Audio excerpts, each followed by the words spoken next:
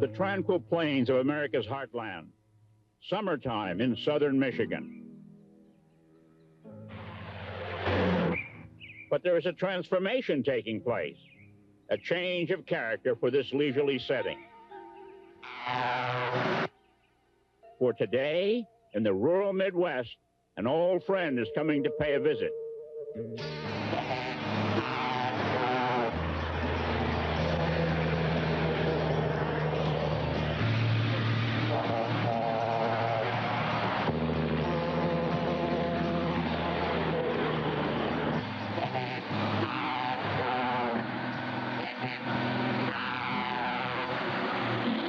Today, in Brooklyn, Michigan, NASCAR's Roadshow is back in town.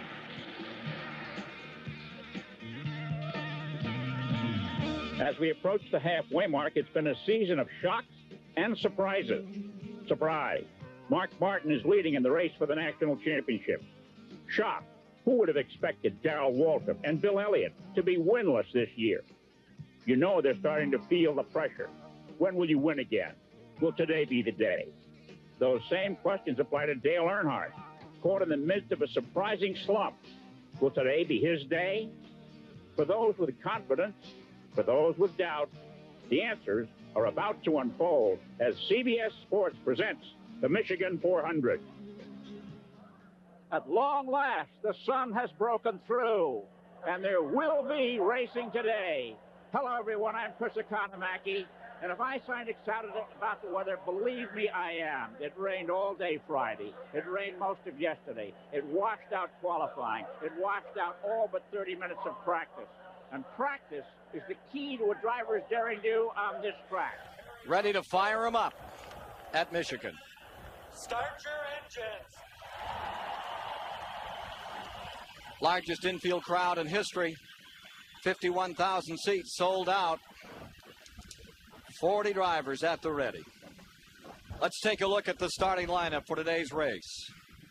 On the pole, by virtue of leading the NASCAR points with qualifying rained out, Mark Martin and Morgan Shepherd, looking for his first win since '86, starts outside.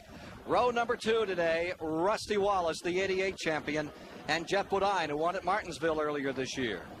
For row 3, it'll be Dale Earnhardt, the '87 champion. He hasn't finished in the top 10 of the last 4 races. And Kyle Petty, who won the Biggie over at Rockingham. Going to row number 4, there you have Ken Schrader looking for his 3rd career win this afternoon. And Bill Elliott, who broke losing streaks 3 times on this track. Can he do it again today? Moving back to row 5, Darrell Waltrip still looking for his first win in 1990. And beside him, the winner at Bristol, Davey Allison, looked strong yesterday. In row 6, 4 top 10 efforts in the last 5 starts for Ernie Irvan and Brett Bodine, who had his first win at North Wilkesboro earlier this season. Row 7, it'll be Ricky Rudd, hoping to give Rick Hendrick his first 1990 victory, and with him Sterling Marlin. Going to row number 8, Dick Trickle is there. Remember, Dick Trickle won a race here back in 1982, an ASA event.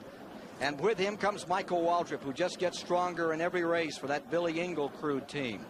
Going to row 9, Terry Labonte, the 1984 Winston Cup champion. And beside him, the number 10, that would be Derek Cope, who surprised the racing world with that win at Daytona and then proved he could do it. Came right back and won at Dover, Delaware in the Monster Mile.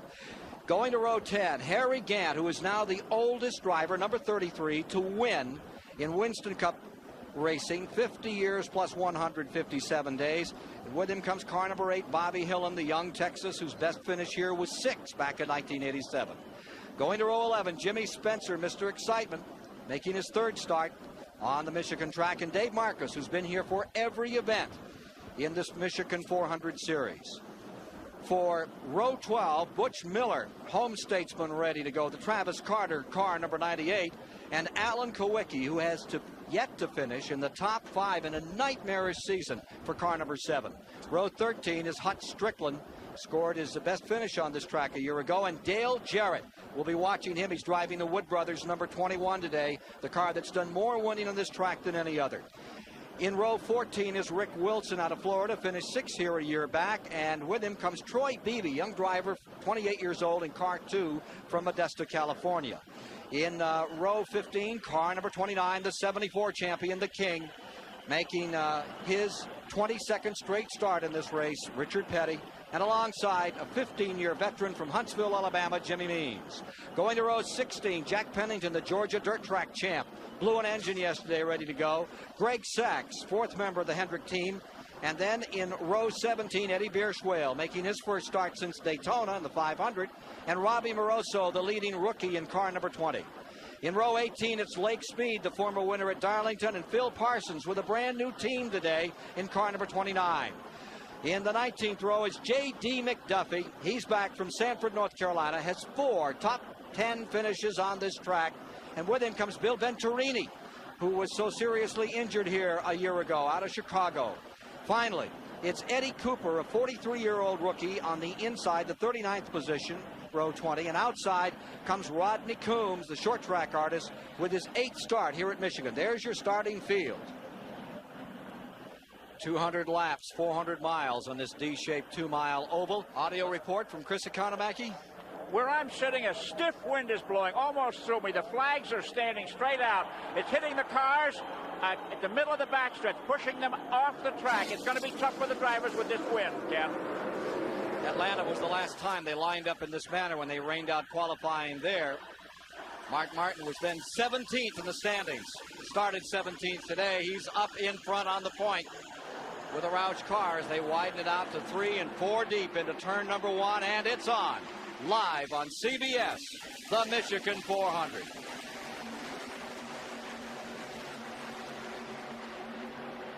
Back straightaway, Martin just pulling away by 7 car lengths. And here comes Sachs busting out of the back of the pack in the Hendrick car, trying to scoot through some traffic. Knocking it down, coming around Butch Miller. He's already gone around Richard Petty. And you see others closing as well. Here's Dave Marcus just in front of him. And look up front here, too. Dale Earnhardt trying to make a move. They're 3 abreast down the front straightaway for second place. But Mark Martin did lead the first lap, Ken, and that gives him the 5 bonus points that all of those point chasers are interested in getting. And Morgan Shepherd was all the way on the bottom of the track, that number 15 car handling well as he continues to move up through. He currently showing in 4th as they slide him around in front. Only 4 men have won from the pole. Allison in 71, Parsons in 80, and Bill Elliott 84 and 85.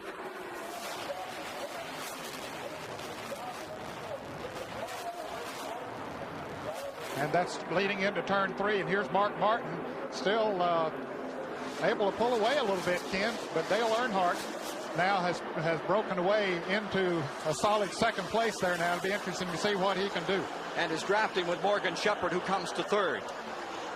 And certainly if they get in single file as they're running now from second back through about 10th place, that will help them maybe to catch up to Mark Martin. There you see Schrader in the white car in 4th, and Kyle Petty is running 5th. Kyle losing his sponsor at the end of the season. That's a big announcement that Felix Sabates lost his sponsor so early in the season. At least it was early enough that they can look for a new one. Harry Gadd has moved from 19th to 13th in the first 2 laps. Still traveling quickly out of the back of the pack comes Sachs. He's on a roll. Look at... We see this yellow car here. That's Ernie Irvin. He started 11th. He's now running in 8th place. That car was very fast here yesterday in the limited practice they had. Working lap 4. And Mark Martin trying to blitz this field. Further back in the field, here you see Davey Allison, who was one of the fastest cars yesterday, working right alongside Ernie Irvin. They plummet down the back straightaway in a battle for 8th, just in front, Rusty Wallace, Bill Elliott in there. Meanwhile, look at this interval between 1st and 2nd. The Jack Roush Ford in 1st, the Childress Chevrolet in 2nd. And that's a little surprising that he has been able to pull away that much. In fact, it is now about 3/4 of a second. They ran 9 laps of practice on that car number 6 yesterday and made 4 chassis changes. That's all they ran. Well, of course, most of them have one of those black books like Chris was using of Harry Hyde's, know how they've set the cars up in the past. Temperature a little cooler here today than they normally run in June, which can make a difference in chassis setup and the way the engines run. But I still think this track will change during the race. The groove will change. It's very tight right now. a very determined Mark Martin. And we also see Shepherd making a run to the inside, trying to move under the black car, number 3, the Chevy. 169-mile-an-hour average on a green track. That's not bad. Martin lengthened his lead to about 9/10 of a second, so he picked up about 0.15 of a second that time. From Mark Martin's viewpoint, that's what he sees in his rearview mirror as he looks out back and sees Earnhardt right there in that Chevy in second. Morgan Shepherd's Ford third, Ken Schrader in fourth, Kyle Petty fifth, Jeff Bodine sixth. Here's Richard Petty's car number 43 closing up on car number 21. The Wood Brothers car. Well, how many times over the years have we seen the 21 and 43 racing when David Pearson was driving the 21 car?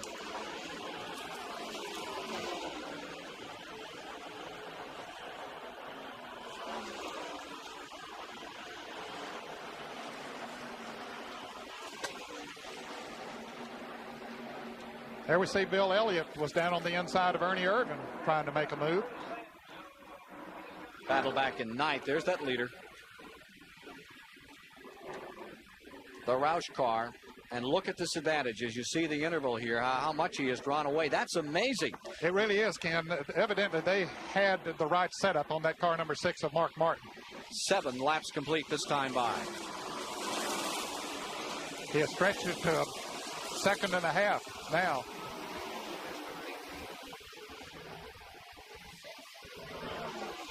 Of course, as long as they're racing back there for position, that helps the leader. Here's Greg Sachs. We expected him to come up through the field. He currently is running 25th. He started in 32nd position, so he has picked up 7 positions. And further back in the field, watching them sorting out, Michael Waltrip just coming around, getting out of that. Here is the Rick Wilson, number 75. Sachs attacking on him up in turns 3 and 4. Leaders out of 4.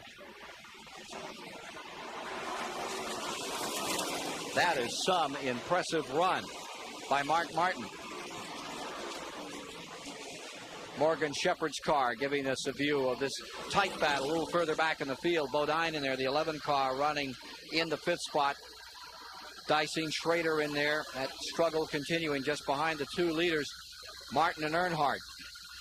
And look at him pull up on him on the straightaway, Ken. That's the effect of the draft here. And also able to pull up on him on the turns, too. He's going to try him on the outside. And he thinks better of that. Maybe it's not the time to do that. Earnhardt's car maybe not working quite as well as he would like. You can see it moving around a little bit as he came off the turn. Expect a caution again at lap 20. With a limited amount of practice, they're going to give all the crews the opportunity to come in here and check out their equipment. I would presume, as we watch again, Shepherd trying the outside as he works out of turn 2 on Dale Earnhardt in number 3. Well, Earnhardt certainly gives him plenty of room. Boy, Earnhardt goes all the way to the wall as Shepherd dipped down to try to get on the inside coming off the turn. He might be able to make the pass. Battle for second. Still side by side, and Earnhardt going into 3. Just dives in there and holds that spot. Schrader brings the Chevy number 25 to the inside of the Ford number 15. And that's the battle for third. Jeff Bodine right behind him. So if they race side by side, that certainly will help Dale Earnhardt a little bit. That's the Ernie Irvin car that we're watching there at the rear view of Morgan Shepherd. Schrader down to the inside in the white number 25, running side by side with Morgan Shepherd. This is for third. And Shepherd had the momentum coming off the turn, so he was able to hold on to the position, picked up the draft of Earnhardt, and now pulls right up on him going into turn 1. Or turn 3, that is. Look at the advantage. And remember, it all goes away with this mandatory pit stop coming up. How do you feel about that? Well, certainly these fellows back here are not too worried about Mark Martin pulling away right now. They're anxious for that caution to come out so they can get in and make adjustments to their cars. However, I feel that Earnhardt is holding up some of those cars behind him, so they could probably gain a little bit on the car number 6 if they could get by Earnhardt. To Mike Joy. You may not be worried, Ken, but one fellow who's happy is Steve Emile, and he's Mark Martin's team manager. What did you fellas find that you're out there well out in front of the field? Well, we got a real good break, Mike. We started on the pole because it's leading the Winston Cup points chase. We just got a clear track in front of us. Mark says the car is comfortably loose. He wants to leave it like that. If we get a caution, you know, we get caught in traffic, somebody else will lead. It always happens at Michigan. There'll be a rabbit and there'll be a bunch of tortoises behind trying to keep up. Long way to go yet. Right now, they're the rabbit.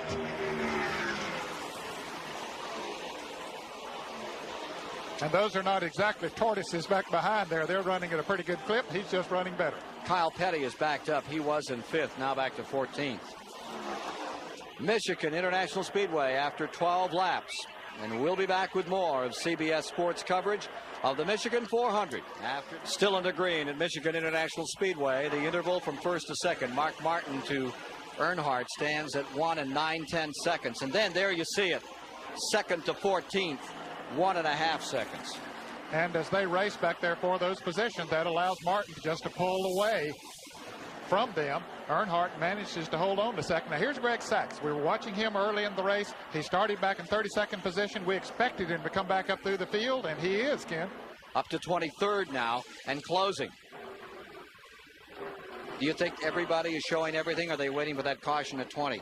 Well, you know, they would like to get track position, pass as many cars as they possibly can, so when they make their pit stops that they'll be as far up front as possible. But they don't want to take any unnecessary chances here in this first 20 laps, so they'll just sort of sit there and ride, especially if their cars are not handling too well. 16 laps are now complete. There you see the number 3, Earnhardt in 2nd, Shepard in 3rd, Schrader in 4th, Bill Elliott right there in 5th, Morgan Shepard back to 6th. And look at that interval.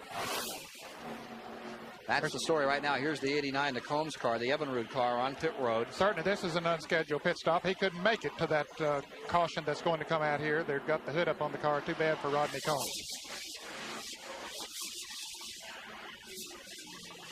Sachs continuing to close on this flock of cars, running from 2nd back into the 14th position. Here's Schrader, bringing one of the Hendrick cars underneath the Childress number 3, and Bill Elliott lurking back there in number 9. Yeah, Elliott's gradually working his way to the front, Ken. He's strong. Look at him move on the outside of Schrader. He picks up the draft of Dale Earnhardt, moves right on by Ken Schrader. There was nothing Schrader could do about it. Looks like Davey Allison's on the move, too. Here's Chris. Jack Roush tells us that he's going to put 4 tires on the car and fill it up with fuel with that mandatory yellow wave. So there's 39 drivers out there waiting for the yellow and one that isn't. Mark Martin, the leader. Back to the stripe, and Elliott's the man on the move in the 9 car down to the bottom. Bill Elliott challenging Earnhardt for 2nd position. This in lap 19. He's showing the form that has certainly got him a lot of wins here, and look at him move on the inside of Earnhardt. Morgan Shepard tried that a number of times and couldn't do it, Ken. Bill Elliott looks like he's going to be able to make the pass. And with him comes Schrader. Schrader might have to back off going into the turn. Look how close they come getting into the turn. Earnhardt's going to try and back on the inside as Elliott drifts a little high. Here comes Schrader down on the inside. And we're watching out the windshield of Morgan Shepard as he sees that battle. 19 laps complete. We anticipate that caution flag next time by. From Morgan Shepard's viewpoint, you're riding into turns 1 and 2. Whoa, Schrader forcing Shepard way high, and he lost some ground. There goes Ernie Irvin diving down to the inside. Rusty Wallace coming with him. Boy, that cost him a number of positions there. But, again, he had no choice but just to back out and try to pick up whatever position he could get. Ford's taking over 1st and 2nd. Caution coming out on the speedway. Yellow coming down. Yellow coming out as the field comes out of turn 4. And this is a mandatory caution demanded by NASCAR as we had such limited time for practice. And you had to split that practice time in 2. They let out the odds and then the evens here. So it really got down to about 35 or 40 minutes maximum. Yeah, try this track out. Many cars didn't get over 6 or 8 laps of practice. I think this is a good move by NASCAR. It's a safety move so that they can, now they've had a chance to feel the cars out and can come in and make adjustments on them. They'll change tires. That car right there, Mark Martin, doesn't need much. And as a report we heard from the pits, they don't plan to do a great deal other than put 4 tires and some gas in it. Be risky to over-massage one at this point that's running like this number 6 car. Oh, yes. There you see Martin and Bill Elliott. The pace car has them in tow, Ken, so the pit road should be open when they come around this time. When a caution comes out in NASCAR competition, the pit road is closed until the pace car picks them up. But the pace car has picked them up, and you can see it there on the left of your screen. So the pit road should be open, and we'll see, I think, just practically every car on the track come in. Yes, there's the green flag waving now, signifying that they can come into the pits without penalty. And the Jack Roush team who have accomplished in a couple of years what some teams dreamed of doing a lifetime, leads the field down. This should be a very quick stop. Let's go to Mike Joy.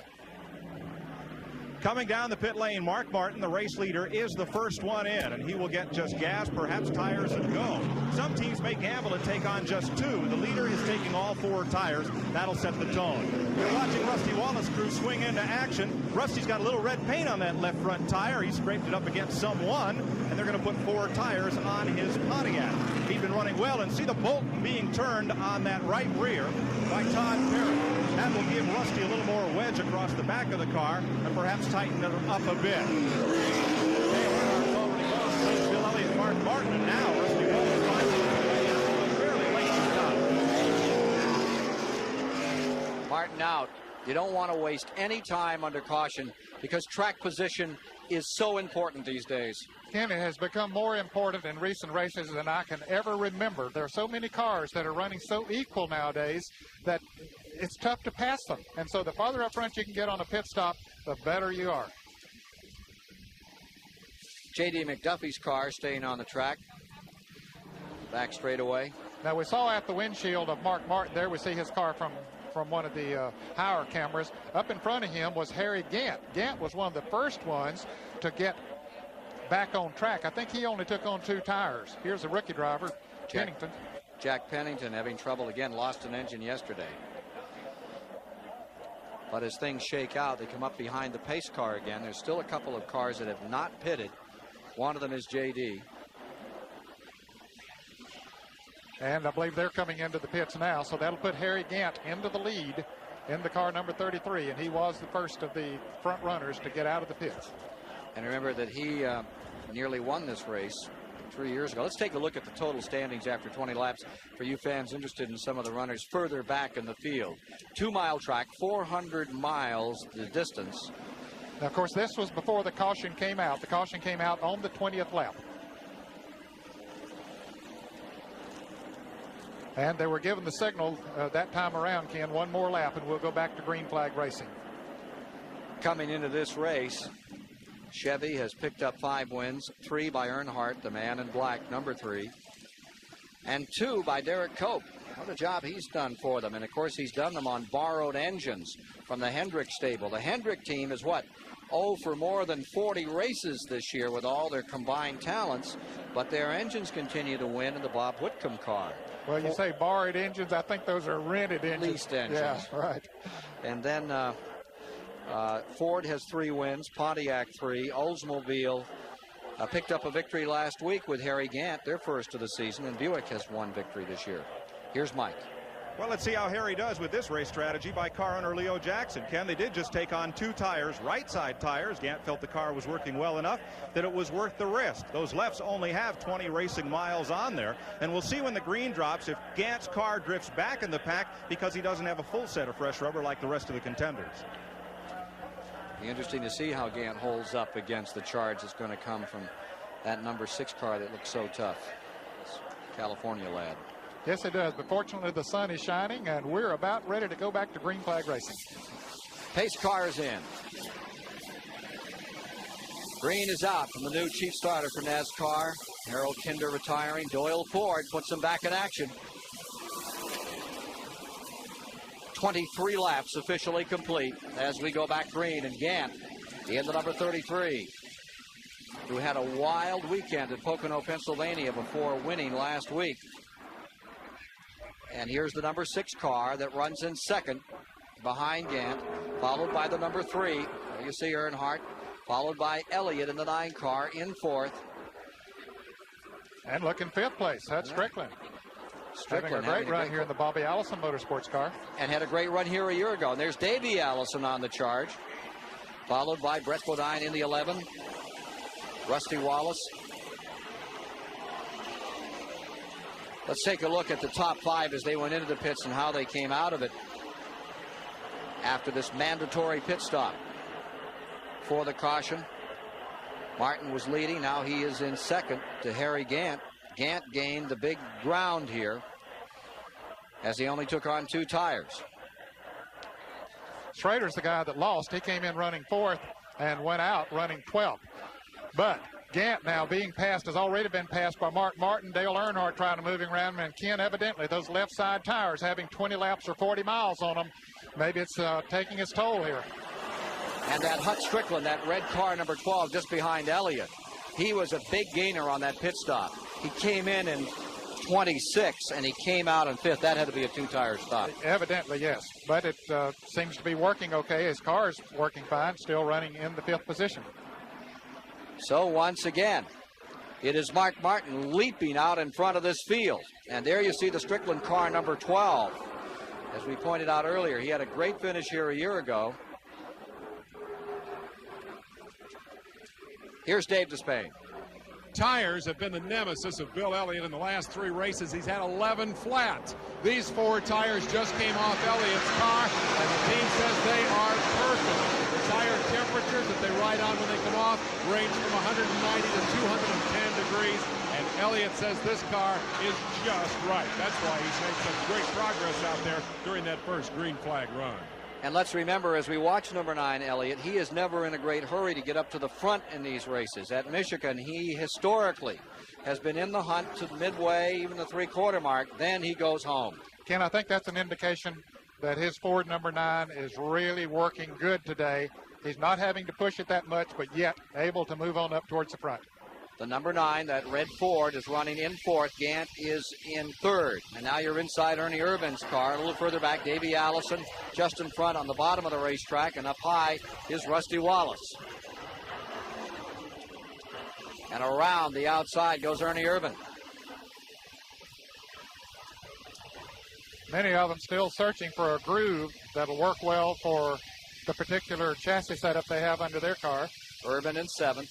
And look at him pick up on Rusty Wallace as they came off the turn, going down the straightaway into turn 3. Of course, they have to decelerate going into that turn. Most of them are dipping down pretty low going into that turn.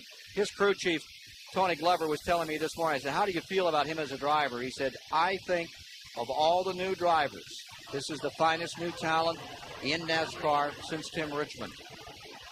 He has a lot of talent. Here's Chris.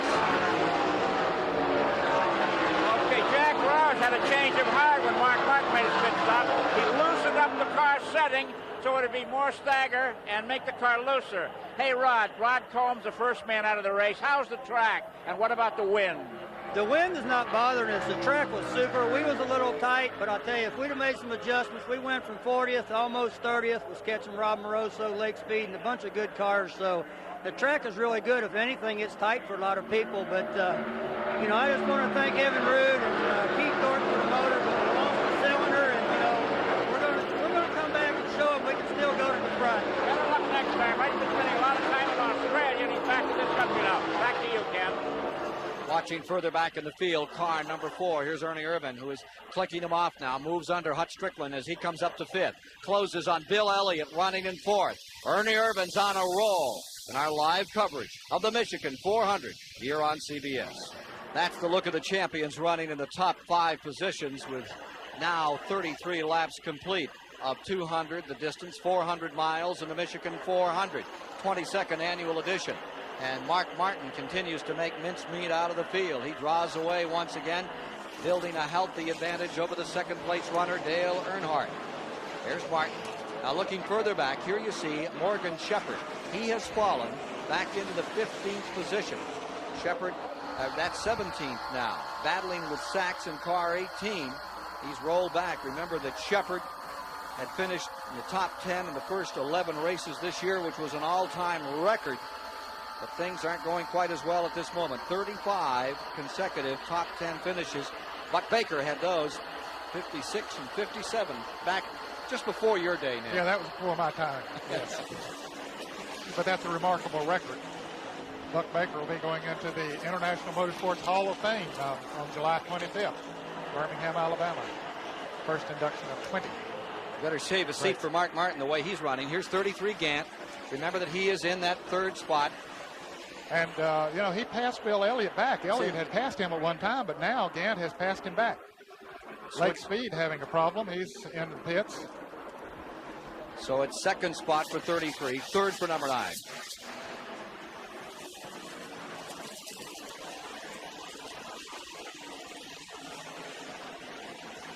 "35 laps down." And look at this Mark Martin, victorious earlier this year at Richmond. Controversial finish there. And tear-down activity afterward that cost him a lot of money. They did not take his number down. It stood. There's the 15 car, running somewhat off the pace. Lake Speed is pitting car number 83 at this moment. Leaders hurtling down through turns 3 and 4. Martin, phenomenal. Here's Ernie Irvin down on the inside of Hut Strickland once again. He's been trying to make that pass for about 10 laps and just can't quite do it. Davey Allison doing a little drafting on his buddy Hut Strickland there to try to keep him out in front of Ernie, and by golly, it works. That's for 5th. Davey had to back off, though. He couldn't follow Hut on through going into the turn, but here comes Irvin once again. You can see him inside, the concentration he has, and how hard he's driving that Oldsmobile.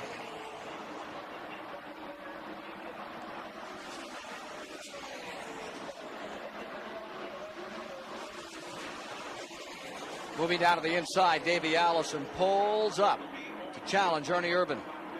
Dave Despain. Mixed fortunes down on the turn 4 into pit road here in the number 52 of Jimmy Means. Well, they're packing up shop. They've blown the motor, and they're out of here for this afternoon. In contrast, Tony Glover, the crew chief for the number 4 of Ernie Irvin's, got to be pleased. What did you guys change on that car during the pit stop? Well, we took a little wedge out of it and added a little tire stagger. He said the car was just a little bit tight at the start of the race, but we're gaining on. I think we'll be in good shape before the race is over. How fast do you feel you need to get to the front?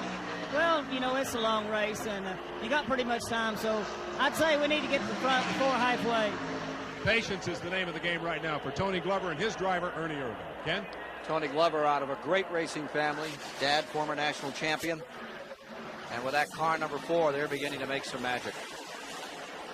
Well, there it is. It's a repeat of that initial start after this mandatory caution as Mark Martin and Dale Earnhardt set sail. And Harry Gant still running very strong with just 2 new tires on his car, running in 3rd place. But Bill Elliott, there's Earnhardt in 2nd. Bill Elliott running in 4th place now. Hut Strickland and Ernie Irvin right behind them. Chris? I'm sitting with Jimmy Means, who's also out of the competition. Jimmy, you're one of the few drivers that owns his own car. There's some people feel that owner drivers don't race as hard as hirelings because they're so concerned with the part of the equipment. Is that an honest observation? Well, you know, sometimes it may look that way, but the competition the way it is now, you can't hold back anything. We run our car as hard as it'll go every time we're on the racetrack. You know. The Alka-Seltz are Pontiac, I guess we lost the head gasket today. We missed on a tune-up with a cool air like it is. We just got to miss it. Well, you got the sponsor's product and fix your headache. Better luck next time, Jimmy. Thank you, Chris. Okay, Jimmy Means, one of the owner drivers, one of the few in the race, out of the race. Back to you, Ken. Best finish here had been a 14th. Watching this struggle, Bill Elliott putting on a great show here, and Strickland really running well, but loose there in that car number 12. He was loose coming off that turn. He picked up the draft of Elliott as he started off that turn, made his car a little bit loose, but he knows that Ernie Irvin's back there working on him. There's someone trying to get a picture of all of that. Elliott's car perhaps not handling quite as well as it did earlier. Here's Ernie Irvin trying to go down on the inside of Hut Strickland once again. Now we think that Strickland only got 2 tires as well. That gave him the good track position. Here's Davey Allison now making a move down on the inside of Ernie Irvin, but can he make it stick? Nope, not quite. In 7th spot, Davey Allison working on Ernie Irvin, who has now come to 6th. Hut Strickland just in front and 5th as that struggle continues further back in the field. What a great shot. Watching Davey Allison and Robert Yates' team down there working the bottom side of this racetrack. And that comment that you made at the top of the program about how you really have to read this track, and the read changes. Is it changing already? The groove perhaps is beginning to change a little bit. We see some cars that are running very low on the track. Some of them are beginning to drift up into the second groove. That depends a great deal at this point of the race on how the chassis is set up on the car. The last half of the race is when it really makes a big change. When the track gets hotter, you get a lot of oil and grease and water and rubber on the track. Battle for 6. Irvin looking back at Elliott. Right behind them in 8th is Rusty Wallace. And then comes Jeff Bodine. And back in 11th, Darrell Waltrip begins to roll again. Well, Mark Martin, the points leader, is setting the pace here over Dale Earnhardt, Harry Gant, Bill Elliott. But the driver in 5th place, car number 12, Bobby Allison's car is Hutch Strickland, and he's the surprise of the race. He started 25th. He got up there after the yellow flag. But the remarkable story is he's staying there and looking good, and everybody's happy for Bobby Allison. Back to you, Ken. Well, there you see him in car number 12, still working on Ernie Irvin, and that is a great struggle. Well, he just got passed by Ernie Irvin. Ernie has been trying to pass him for at least 15 laps. Davey Allison came down on the inside in the black car number 28, but he couldn't quite make the pass. So Hutch Strickland running in 6th place, Allison trying to take that position away. In-laws running against each other there. Right. Here's Strickland. Hutch Strickland is married to Davey Allison's first cousin. Back comes car number 6. That lead continuing to build for Mark Martin. Getting ready for a rundown after 40 laps. Now those are the 4th, 5th, 6th, 7th, and 8th place cars that we're seeing there. There's Mark Martin still leading. 2nd is Dale Earnhardt. Harry Gant is 3rd. Bill Elliott, see in the screen there, is in 4th place. Ernie Irvin trying to take that position away from him. And Hutch Strickland stays right in there. Yes, he does. What a run he's making. There you see the leader putting a lap on JD. Martin just drawing away a car length or 2 every lap. Well, they certainly did their homework, had that car set up perfectly here today. You know, the sister race to this that they run each August. A year ago, Strickland ran to a 4th spot on this. And now, of course, teamed with Bobby Allison, who really knows this track well and was twice a winner in this race alone.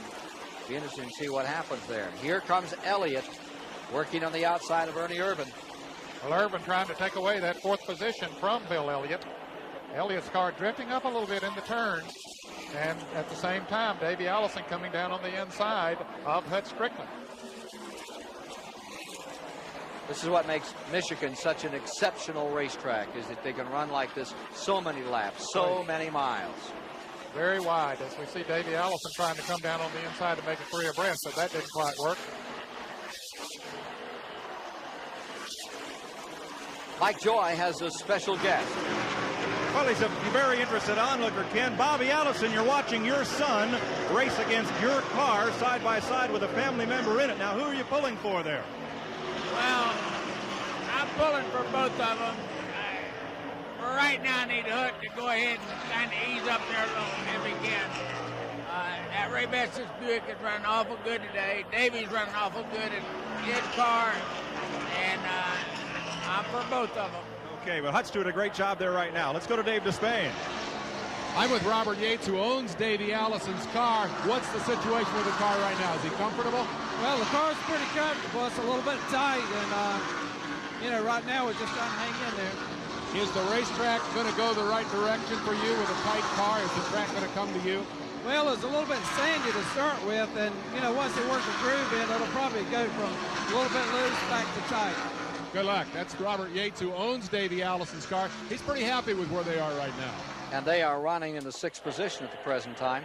Whoops, change that. Here comes Rusty Wallace into the picture, changing things once again. Wallace moves up a spot, sets Davey Allison back. Jeff Bodine just behind them.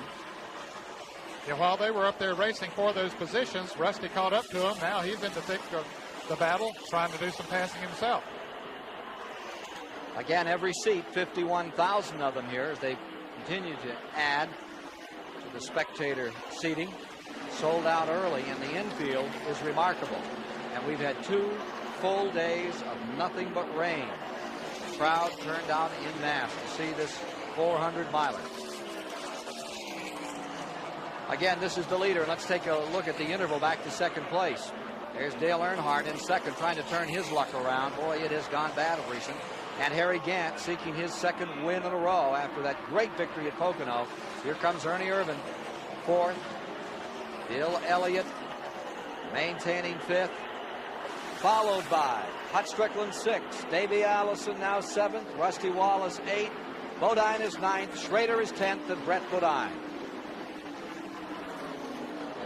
After 50 of 200 laps, we've had 3 leaders and 3 lead changes, but a very high average speed, 155.239 miles an hour. 1 caution flag for 3 laps, a mandatory caution, not a wreck. 2 cars out of the race, Rodney Combs with engine trouble and Jimmy Means with engine trouble. Car number 94, Sterling Marlin, has just come on pit road as we watch further back in the field. This tremendous struggle. He was running in 14th position, Ken, when he came into the pits to change the right side tires. Marlin was in 22 seconds and back out. The big guns are struggling in this race. Kowicki is now running in 21st. Kyle Petty back to 23rd. Hill in 24th. Trickle, who got himself banged up pretty good at Pocono, is back in 26th. Moroso, the leader of the rookie standings, is in 27th. And everybody's chasing this young man out of Arkansas, Mark Martin. That car just continues to run like it's on a rail.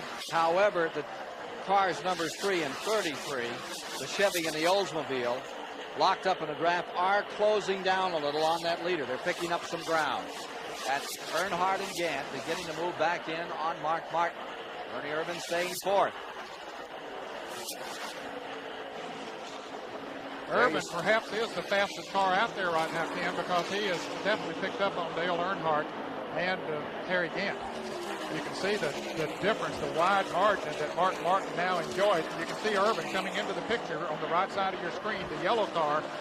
Since he got out of that battle with Bill Elliott and Hut Strickland, he has caught Harry Gant and Dale Earnhardt. Less than a second. And it was a second and a half just 12 laps ago. And that shows 1-7. 1-7 is the interval between first and second spot. Boy, look at Irvan go down on the inside trying to make a move on Harry Gant. That car is fast. A couple of Oldsmobiles locked up. And there's your son going a lap down to car number 21. Here's Mark Martin putting a lap on Dale Jarrett. Irvan closing in on Gant.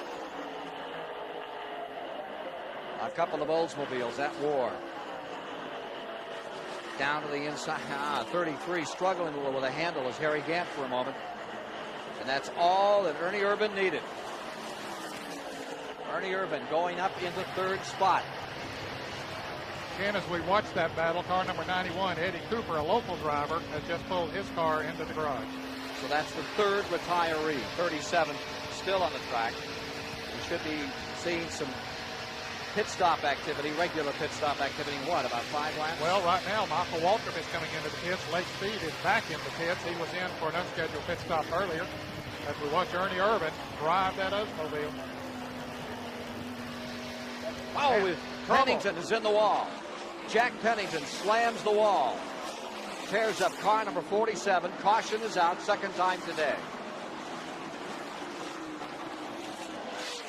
Jack Pennington comes to rest up on the outside of turn 4. Well, that's a tough break for those drivers who had just made pit stops, Michael Waltrip and the car number 94 of Sterling Marlin.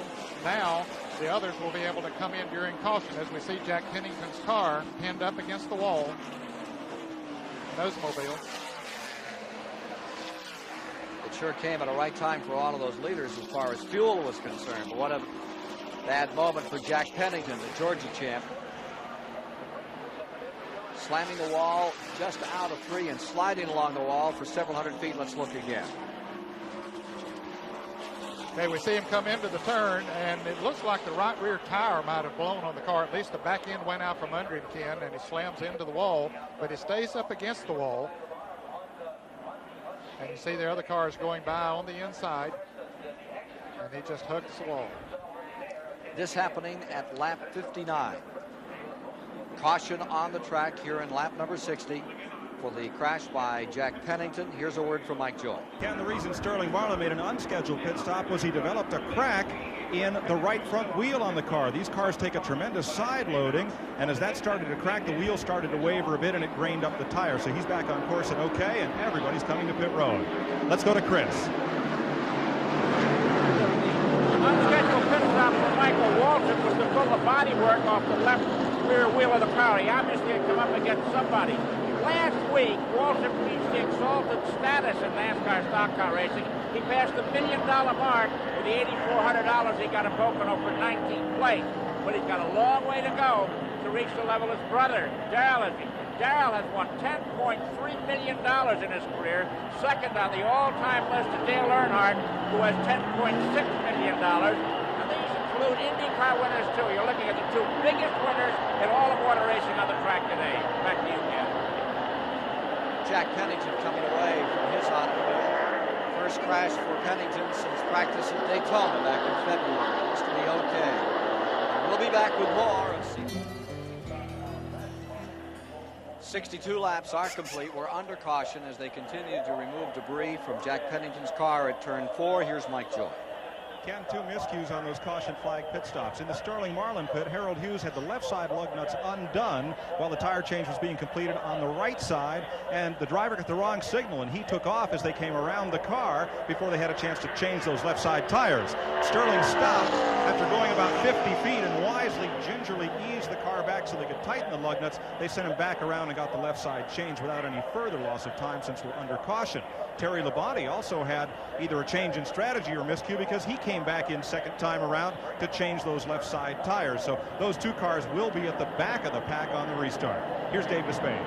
It's one of the most frequently told stories in stock car racing. Dale Earnhardt's pit crew gets him track position. They came in second spot. They turned the quicker pit stop. Earnhardt comes back out in front. The question, Richard Childress, car owner, is can he stay there? You guys are still struggling a little.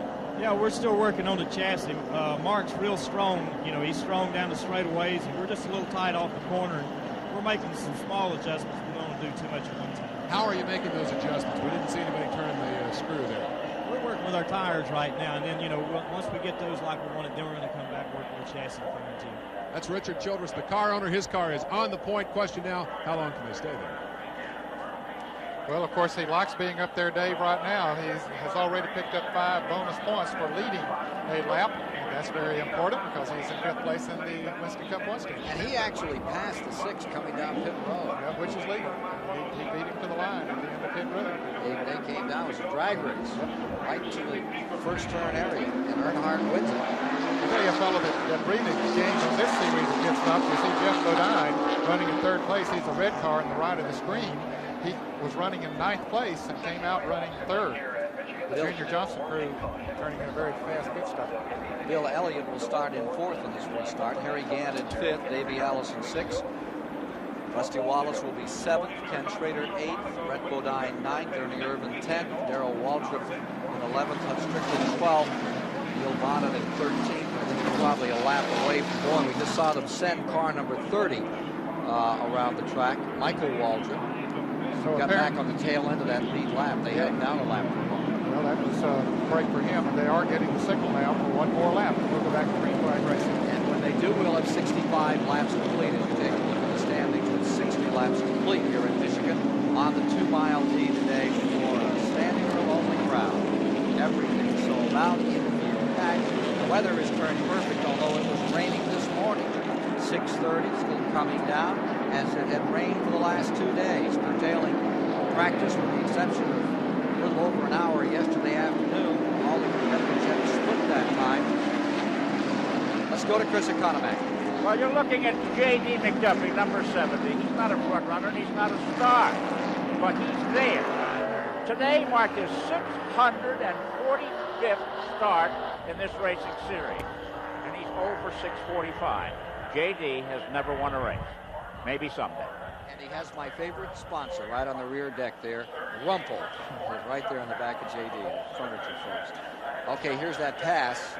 A change for lead. There you see the 6, and there's Earnhardt just diving underneath and coming down pit road to take first place. Now, he's pitting a little further down pit road, I believe, than Mark Martin, and he had momentum really going out of the pits, and he took advantage of it. That'll be interesting to see if the changes Childress was commenting earlier, they were still working to get this car up to snuff. If it's all worked out to keep Dale Earnhardt in front for his second win here in this event. There you see Dale Jarrett, the 21 car, the Wood Brothers, a lap down just on the inside. Field coming down for a start. Mark Martin second. Jen Bodine and Junior Johnson fourth. Harry Gant in fifth. Boy, it is a rejuvenated Harry Gant these days. Yes. Car running very strong for Andrew Virginia Duffy coming out of the pits once again. Stop. Go next to JB. Back straight away. Earnhardt in the 3 car by 4 car lengths. Here they are for turn 3. Look at this battle as car number 11 sorts himself out from lap car. And number 28 slowing down. Yes, Davey Allison having problems. Evidently heading for pit road. That's right for him. He's been battling up there in the top 10. Running very strong here tonight. The car was working pretty well. Let's see, is he going to make that left turn into the garage area? Yes, he is. Tough break for Davey Allison. 4th car out of the race. Davey Allison goes back to the garage area, and that looks serious. Up there front, Earnhardt, that advantage. Not building for him, stabilizing his car number 6. Martin closes in, Chevy versus Ford. Now the car we saw on the right of the screen, here he is, Sterling Marlin, car number 94. He is a lap down as a result of that unscheduled pit stop. He's trying to get back up there. His car is fast. He might get up there and pass Mark Martin and Dale Earnhardt to get back into the lap. Look at him. He's trying to move on the inside of Mark Martin. Couldn't quite do it then, but his car is very fast. Bill Elliott's coming in behind him now. Elliott running in 3rd. Bodine in 4th. Martin closing in on Earnhardt. Down to 3 car lengths. Down to 2, 1.5, and there. The only leader that Mark Martin has had to pass today has been Harry Gant when Gant came out first during the other caution. Boy, look at this race action. Ernie Irvin in the yellow car and Harry Gant coming down on the inside. Rusty Wallace right there. Come along for the ride. Ernie Irvin and Harry Gant. They slug it out at 175 miles an hour. Up to the outside, Ernie Irvin fighting his way through, working on Harry Gant. Brett Bodine in the green car, beginning to flex his muscles a little. Currently running in 9th position.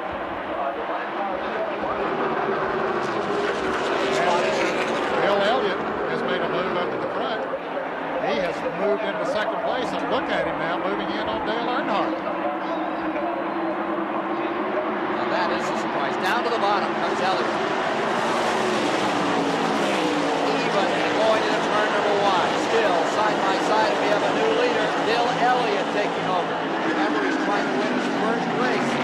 Now Earnhardt comes back in the Chevrolet. He just went into that turn a little too hard, drifted up, and Earnhardt just kept her down on the inside and drove right back past him. So Elliott now will have to do it all over again. 69 couple of years.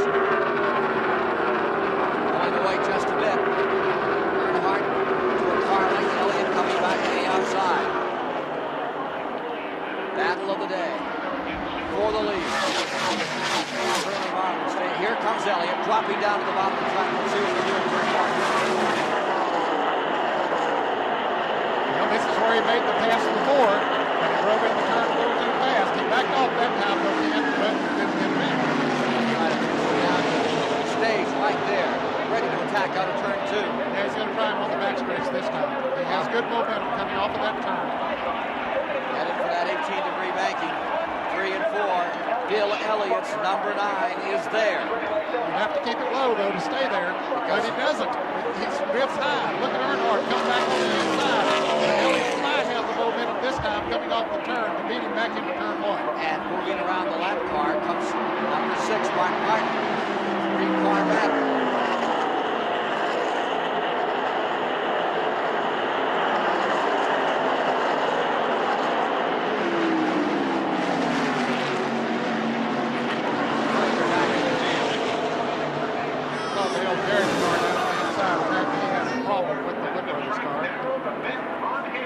continue to watch that battle for the lead. But Elliott, I think, has it now and will be able to maintain that situation. But it's not going to be easy. As he fades high at number 3, finds that bottom of the racetrack just like and continues to clamber back up.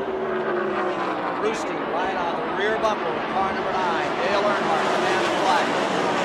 And then Martin stays there, followed by the left car, those colors, Billy Hagan's racing team. Take a look at this pass. This is what just happened. Set it up, down to the inside. Came car number 9, Bill Elliott. And that was the first pass he made. Going into turn 1, he had the Earnhardt pass clearly. But watch, he drives into the turn a little too hard. The car gets a little loose. He drifts up in the track. Earnhardt just turns it left, stays down on the inside of the track, and passes him back. Back with live action at the Michigan International Speedway. 7 rain times complete. Let's get a report from Dave Despain out of the 9 pits. As Bill Elliott makes his moves on the racetrack, here is a telltale spot of oil that he has left on pit road. It happened during the last pit stop, and NASCAR called the Elliott crew on it. They said, "You've got a problem." They were frantic because they didn't know where the oil was coming from. Now, with a combination of spotter work and further information from NASCAR, they think the oil cooler is leaking, and their plan is to cut the belts on the pump that drives the cooler and perhaps disable it completely, trying to stop the leak. It's a risky move. They're going to make it absolutely as late in the race as possible and hope that they have to make it. Next time by, they're 25 laps and halfway. That's a long way to go. Well, it really is. That car is so fast right now. He has turned it loose. Here's Ernie Irvin trying to turn his Oldsmobile loose. He's working under Mark Martin and number 21 on pit road. Dale Jarrett. That particular car, the Wood brothers, so successful in this track. Right now going a lap down. Problems for Dale Jarrett. Mike Joy. Dale Jarrett bumped the wall with the right rear of the car coming off the corner, and you can see wheel marks on the left side of that car, which may have had something to do with it. They got out the big pry bar to try to give him a little fender clearance between the right rear and the tire. Let's go pit road to Chris. That Wood Brothers number 21, which has the best record of any car here. They have the trunk autograph, 500 employees at Lynchburg, Virginia have signed the back, and they're really rooting for this car to win. They took the money that they give to employees to prove business and put it in this race car. So Dale Jarrett has got a lot of people watching him in Lynchburg, Virginia today. Yeah, there's that trunk lid, and folks like Laura Franklin and Bill Denton and Mary Culpepper, they own a race car today. You folks watching back home, he's out there still trying after they've tagged the wall in 21 and is out of the top 20. Interval first to second. Elliott's Ford leading Dale Earnhardt Chevrolet in second. Then Martin and Ernie Irvin in the strand. 1 and 3/10 seconds between first and second. He's pulling away more than Mark Martin did earlier in the race. And Schrader is back in time at car number 25. He's up to 5th. Bodine is in 6th. Gann stays 7th. And added drama now with car number 9. As Dave Despain reported, he may be in trouble, but he's been in this situation before on this track. 3 times he's turned the season around with a victory here, starting back in 1986. And every time there seems to be a little extra theatrics. They have problems on this road, and they overcome them.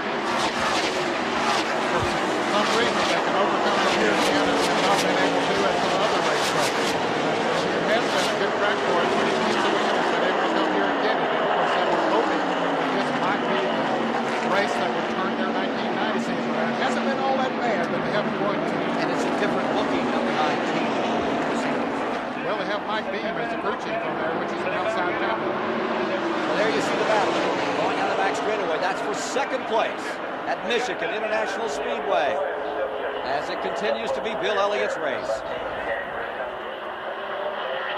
At Michigan International Speedway, after 78 laps on our Budweiser leaderboard, Bill Elliott out in front for the Ford fans, with Dale Earnhardt Chevy in second, Mark Martin then in third, Bodine and Schrader rounding out the top 5. A little further back, you find Jeff Bodine, Harry Gant running in 7th, Wallace, Hutch Strickland right up there in 9th, and Derek Cope, the winner of Daytona.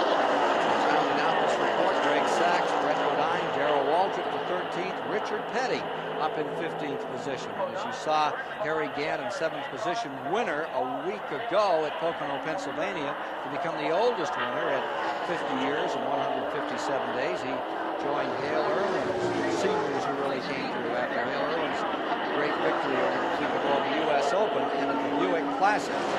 Now, Bill Elliott is in front there. You see the second place man.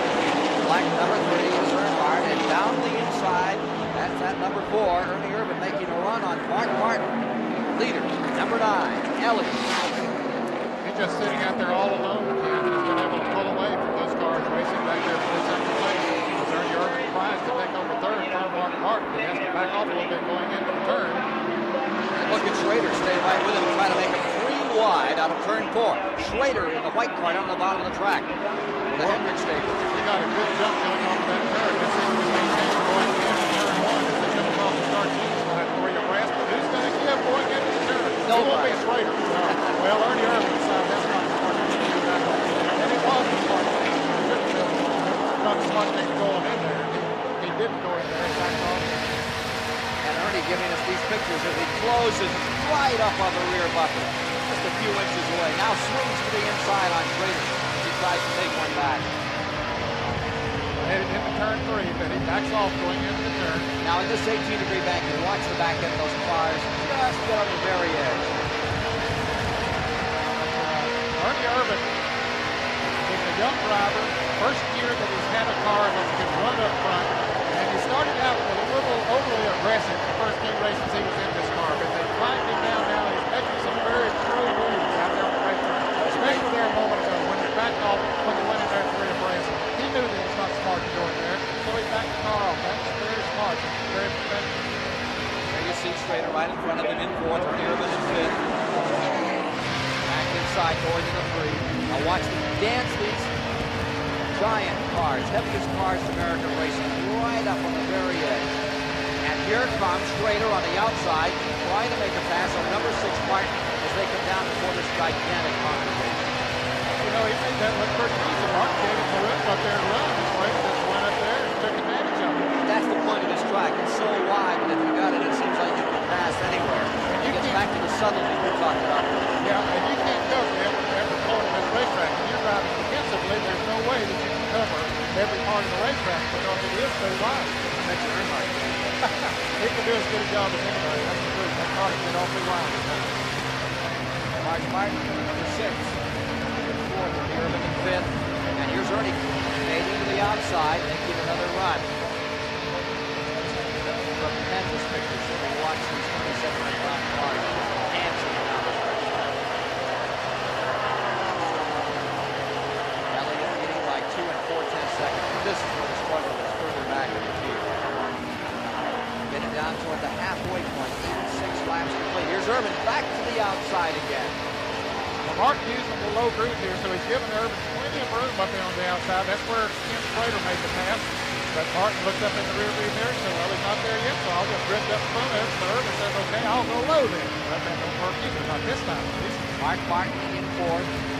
And Mark Martin looking back here at Ernie Irvin and the number 4 car. They're side by side. Reach over and touch each other. Just about do it when you're down the main straightaway. And Martin backs off. Incredible racing. Yeah, and lets Irvin go. Irvin cut him a little bit. Yeah, just a little bit. Didn't give him any slack. He's running very fast. Now that, the 3 car looks like he got tangled up just a moment. And Kenny Schrader has taken over 2nd place from Dale Earnhardt. Beebe, the young California driver, getting lapped over there in that race. There he is falling back. 28-year-old guy making a run. Let's go to Chris Economaki quickly. Mark Martin, right there, number 6, is telling his crew over the radio that his car is too tight and it's getting worse and worse. Jack Roush says at the next stop they're going to angle the spoiler to try and make it looser so it'll be competitive again. What little adjustment is sending this car backwards. Back to you, Ken. Martin holding 5th, going back to 4th another time, dropping down the inside. Irvin looks back. Over his left shoulder, there is the number 6. Full saw into that.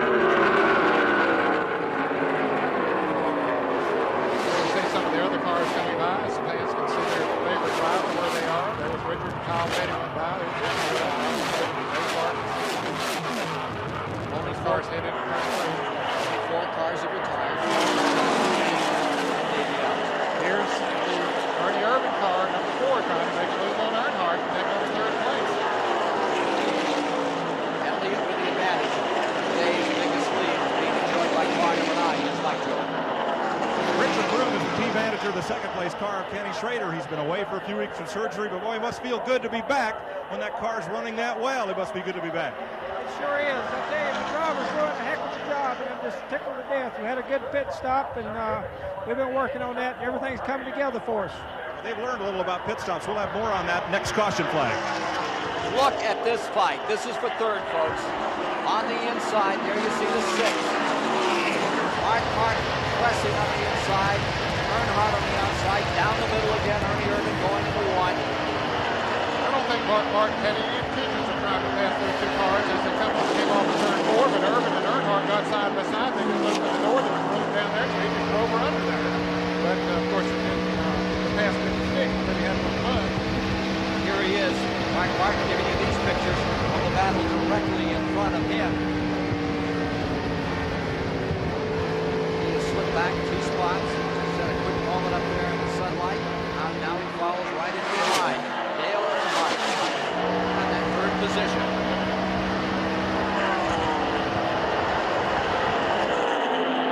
They better not look too far back because Rusty Wallace is beginning to come into the picture back there. Back in 6th.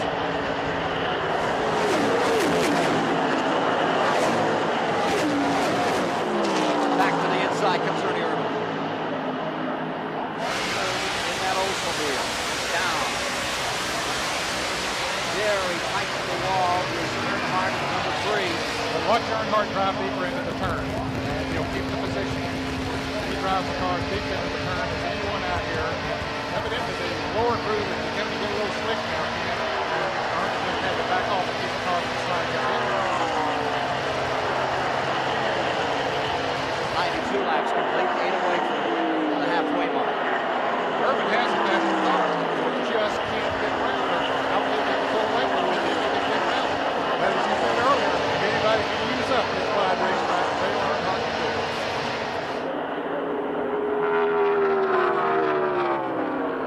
Let's talk for a moment. There was no defense. Just down to the inside underneath Dale Earnhardt taking over 3rd spot. And here's Earnhardt right back on it again. Yeah, he's going to intimidate him, make it work. No doubt about it. Of course, the way that you use up the racetrack is you go into the turn low and then you drift up high coming off of the turn. And it just takes the fast groove. Look at Rusty Wallace. Here comes Rusty Wallace in black number 27. Earnhardt in car number 3. Irvin continue the war, but they open up the inside. Right up to the outside. Yeah, they got close there. And swirling. And down comes number 27 at the bottom. Rusty Wallace on the attack. Wallace looking for his 3rd win in 1990. Dives down in there. Out of Ernie Irvin's car. Watch this fight. Irvin back to 3rd. And take a look at this as they continue this war side by side. It's Wallace on the inside. Earnhardt on the outside. What a struggle. There comes Mark Martin on the outside. And scooting underneath both of them. Yeah, he just used the rail on those 2 cars and moved right around. But Earnhardt again rolled into that turn so fast and he got back to position. That's another way. Watch this move on the inside. Here comes number 6 back again. Back straightaway. Car number 3 and number 27 locked up in the draft on the outside. Mark Martin giving you these incredible pictures. Irvin is taking over in 3rd. You're watching the fight for 4th. Earnhardt has it for 4th. 27 Wallace in 5th. Mark Martin sliding back to 6th in the last car. Sterling Bond is 7th. Harry Gannon number 3. Well, he's had a good seat to watch that happen. But we speculated, Jim, that Ernie Irvin might be able to pull away from Dale Earnhardt if he could ever get by him. And you can see that he is beginning to pull away. Of course, this battle for 3rd back here at Wilson. Meanwhile, back up in front by his lonesome Bill Elliott. There's the story. Found some oil dripping out of that car. They may have to do some mechanical work to keep him going out here today. laps from halfway, and we got notice that Earnhardt plans to get somewhere maybe around 105 laps.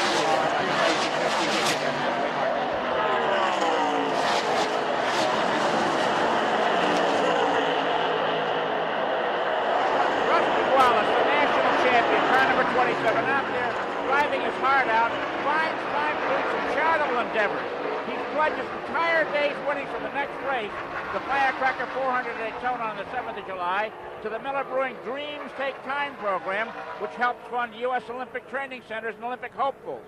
IndyCar driver Roberto Guerrero doing the same thing. So here's Rusty Wallace out here going like mad. In the next race, if he wins, it'll be over $60,000. He's going to give it away to charity. A fine champion is Rusty Wallace. Making a fine run right now as he goes wheel to wheel with Earnhardt, his old buddy.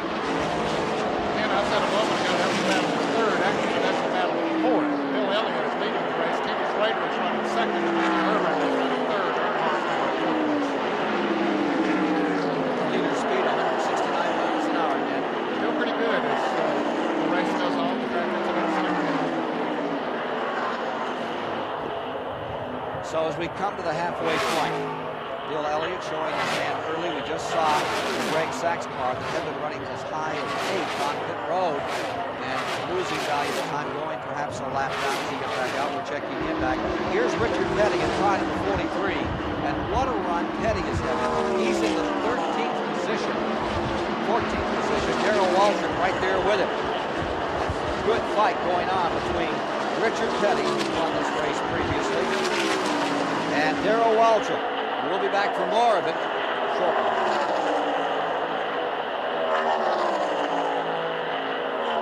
It's Wallace on the inside, Earnhardt on the outside. What a struggle. And there comes Mark Martin up on the inside. And scooting underneath both of them. Yeah, he just used the draft off of those two cars and moved right around. But Earnhardt, again, drove into that turn so fast that he got back to position. That's another way that you can use Watch up the this race move track. on the inside. Here comes number 6 back again. Back straightaway, car number 3 and number 27 locked up in a draft on the outside. Mark Martin giving you these incredible pictures. Irvin is taken over in third. You're watching the fight for fourth. Earnhardt has it for fourth. 27 Wallace in fifth. Mark Martin sliding back to sixth, and then the lap car Sterling Marlin, and in seventh Harry Gandon, number 33.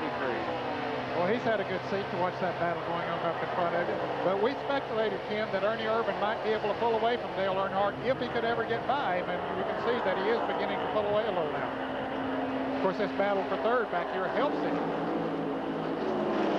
Meanwhile, back up in front by his lonesome Bill Elliott. And you heard the story. Found some oil dripping out of that car, and they may have to do some mechanical work to keep him going out here today. 5 laps away from halfway. 5 laps from halfway, and we got notice that Earnhardt plans to pit somewhere maybe around 105 laps. So I apologize. I may have hit that halfway mark a little earlier than I should have a few moments ago. My apologies. Rusty Wallace, the national champion, car number 27, out there driving his heart out, finds time to do some charitable endeavors.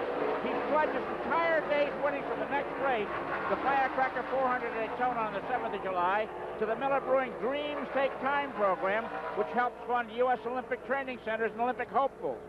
IndyCar driver Roberto Guerrero doing the same thing. So here's Rusty Wallace out here going like mad. In the next race, if he wins, it'll be over $60,000. He's going to give it away to charity. A fine champion is Rusty Wallace. And he's making a fine run right now, Chris, as he goes wheel to wheel with Earnhardt, his old buddy. Ken, I said a moment ago that was a battle for third. Actually, that's a battle for fourth. Bill Elliott is leading the race. Kenny Schrader is running second, and Ernie Irvin is running third. Earnhardt now in fourth place. Leader speed 169 miles an hour, Ned. Still pretty good as the race goes on. The track gets a little slicker. So as we come to the halfway point, Bill Elliott showing his hand early. We just saw the Greg Sachs car that had been running as high as 8 on pit road and losing valuable time going perhaps a lap down as he got back out. We're checking him back. Here's Richard Petty in car number 43. And what a run Petty is having. He's in the 13th position, 14th position. Darrell Waltrip right there with him. That's a good fight going on between Richard Petty, who's won this race previously, And Darrell Waltrip. We'll be back for more of it shortly. Halfway in the Michigan 400, and at that distance, these were the top 5.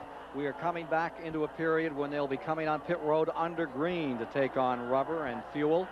Bill Elliott was leading, Schrader in second, Ernie Irvin in third, Earnhardt, Wallace rounding out the top 5. Bill Elliott stays on the track. Rusty Wallace was just in for 21 seconds and came back to the action. Schrader staying second, Irvin third, Earnhardt fourth, Mark Martin fifth, Harry Gant to 6th, Derek Cope to 7th, Hut Strickland to 8th. 9th is Jeff Bodine. Going 10th is Brett Bodine, and Morgan Shepherd comes back to 11th. He had faded back into 15th and 16th for a while. Richard Petty, who's having a good run, has pitted and come back on the track net. Yes, he made a 4-tire change in 24 and 7/10 of a second. A good 4-tire change for Richard Petty. He was running in 14th position when he came into the pits. And Michael Waltrip also made a pit stop just a few moments ago, so those were regular pit stops. Here you see the battle for 4th. That 3-car and the 6-car continue at it. Pretty rugged around this racetrack. Not giving each other an inch. Further back in the field, you saw Darrell Waltrip coming by. He currently is in the 12th position, and he's fighting out there with Rick Wilson in the 75. Elliott's number 9, leading. Big time. Having the kind of lead that was enjoyed, if you're just joining us, by Mark Martin at the outset. He just grew away from the field by sometimes as much as 2 seconds. We had a stop, a mandatory stop by NASCAR on lap number 20, and as much as they had very little practice, no qualifying for this race. Now there's Petty. This is 9th, 10th, 11th, and 12th, and Dale Earnhardt is coming into the pits. The 4th place car, Dale Earnhardt, into the pits. This is a normal pit stop. We had speculated he would come in on lap 105. He comes in on lap 104. You missed by a whole lap. Yeah, well, that's the way it goes sometimes. Let's see, only 2 tires, right side tires, tank of fuel, good pit stop. About 12 and 3/10 seconds, Ned. Wow, that should Boy, you keep him call in the that lead one lap. right on the nickel. 105 laps, now complete, working 106. Richard Petty, who's been running up here in this top group, his only top 20 finish this year was down at Martinsville, and he got 20. Here you see the number 33, Gant, closing in again on Mark Martin. Martin is in 4th, Gant is in 5th, and we're watching Morgan Shepherd on pit road. Kerry Labonte coming into the pits as well. As we see Morgan sitting there patiently waiting for them to change the right side tires. Apparently that's all he's going to do. And it is. Gets a tank of fuel, and he's away.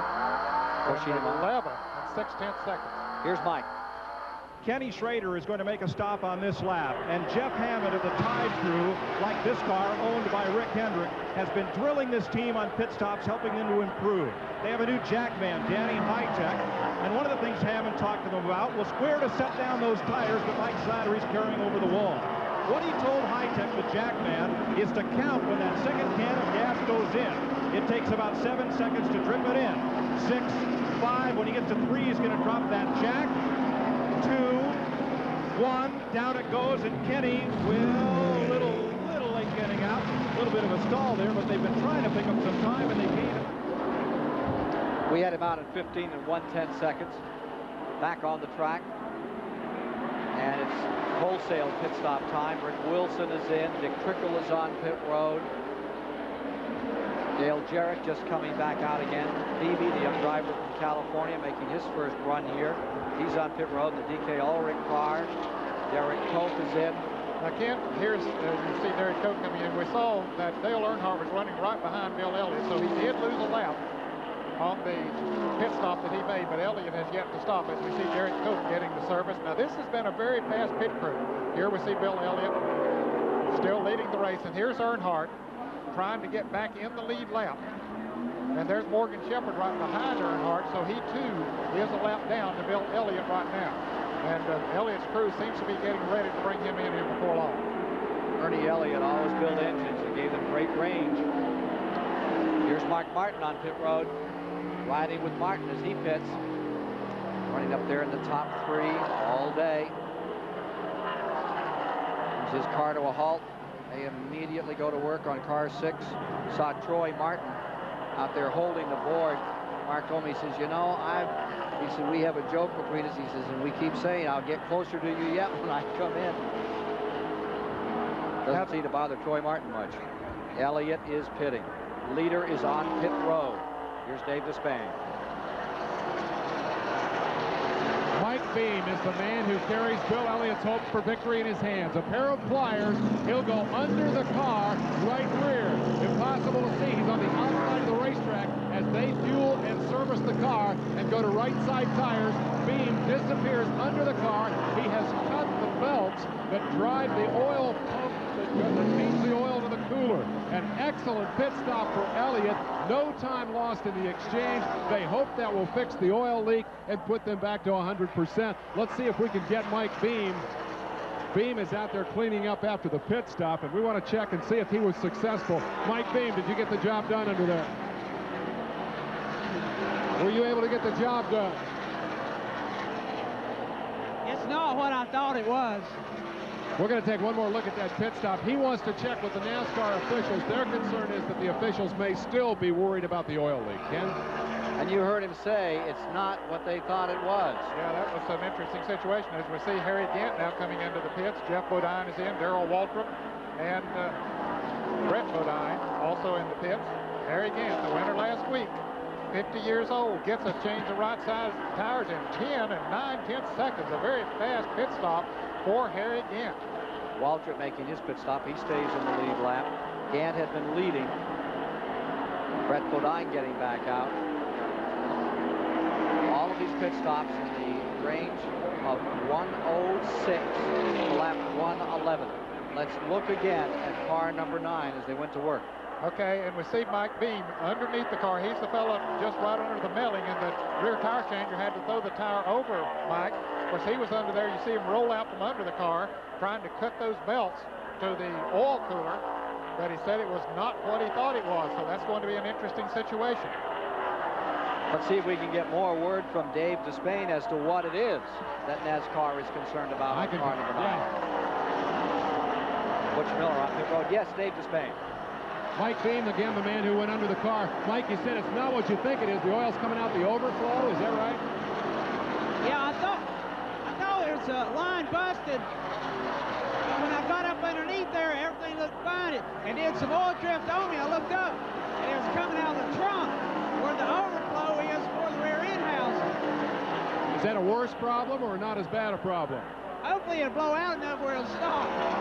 In any event, the NASCAR officials are going to keep a very close eye on that. Their concern, of course, is oil leaking on the racetrack, making things slick, oil blowing on the other competitors. They don't know if they've got this problem solved, Ken. You know, it's interesting, Dave and Ken, that Mike Beam was only under that car for 10 seconds, and he diagnosed that whole thing in that period of time. Just shows what a pro he is. 112 laps are down. 112 complete. And as things shake out, Bill Elliott finds himself back in first after these pit stops, Ned.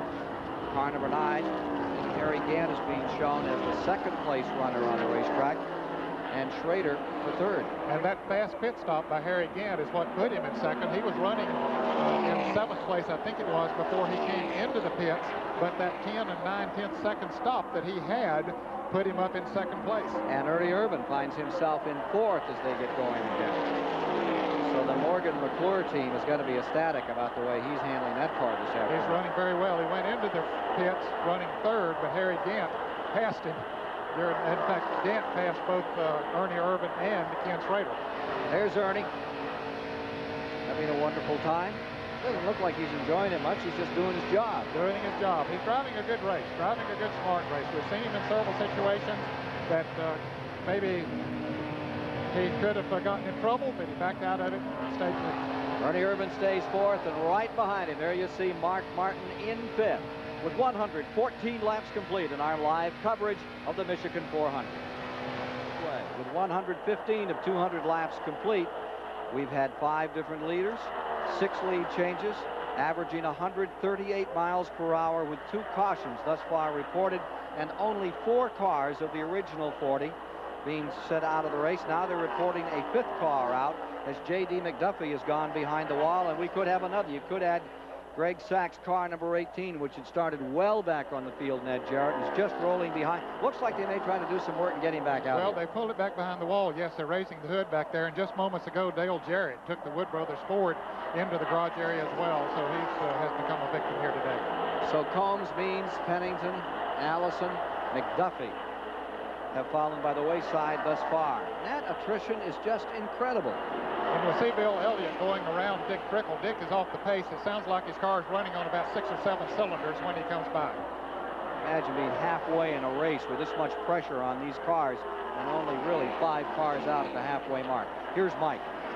Again, after green flag pit stops, Dale Earnhardt finds himself mired in 6th place. They had a good stop, but inside the rear end on these cars, there's a ratchet that locks up to provide positive traction to both wheels. And as Dale took off out of the pits, it unlocked, leaving one wheel to spin. He was very slow getting back up to speed, and then wiggled the car back and forth. The ratchet locked back up again, and he's fine. He's back up to speed. Here's Dave Despain.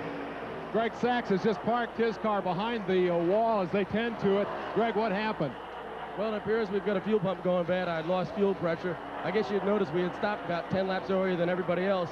I started losing fuel pressure. We got fuel, went back out, and still kept acting up again. The car was splitting about halfway down the straightaway. So instead of burning up the engine, we've come in, we're going to change fuel pumps and look to go back out. Any idea how long that'll take? I don't know how long it'll take. You know, I got an awful good crew here. This Slim Fast crew will get the job done. They're hard at work changing the fuel pump, letting Sachs get back out here. This is the part-time team out of the Rick Hendrick stable. They don't drive all the races, but the point about that Hendrick stable, of course, is they have yet to win a race this year. This guy will not have an opportunity to do that. Can you see that sign on the bumper or on the bumper sticker on the dash? Yes, I am a movie star. This, of course, is one of the cars that had a lot to do with the making of the show that's going to debut on Monday, Days of Thunder. Ken? All right. Greg Sachs, who we thought was really going to have a great day, and he certainly gave it a good try, but he's got in trouble after he came way out back to 8th position.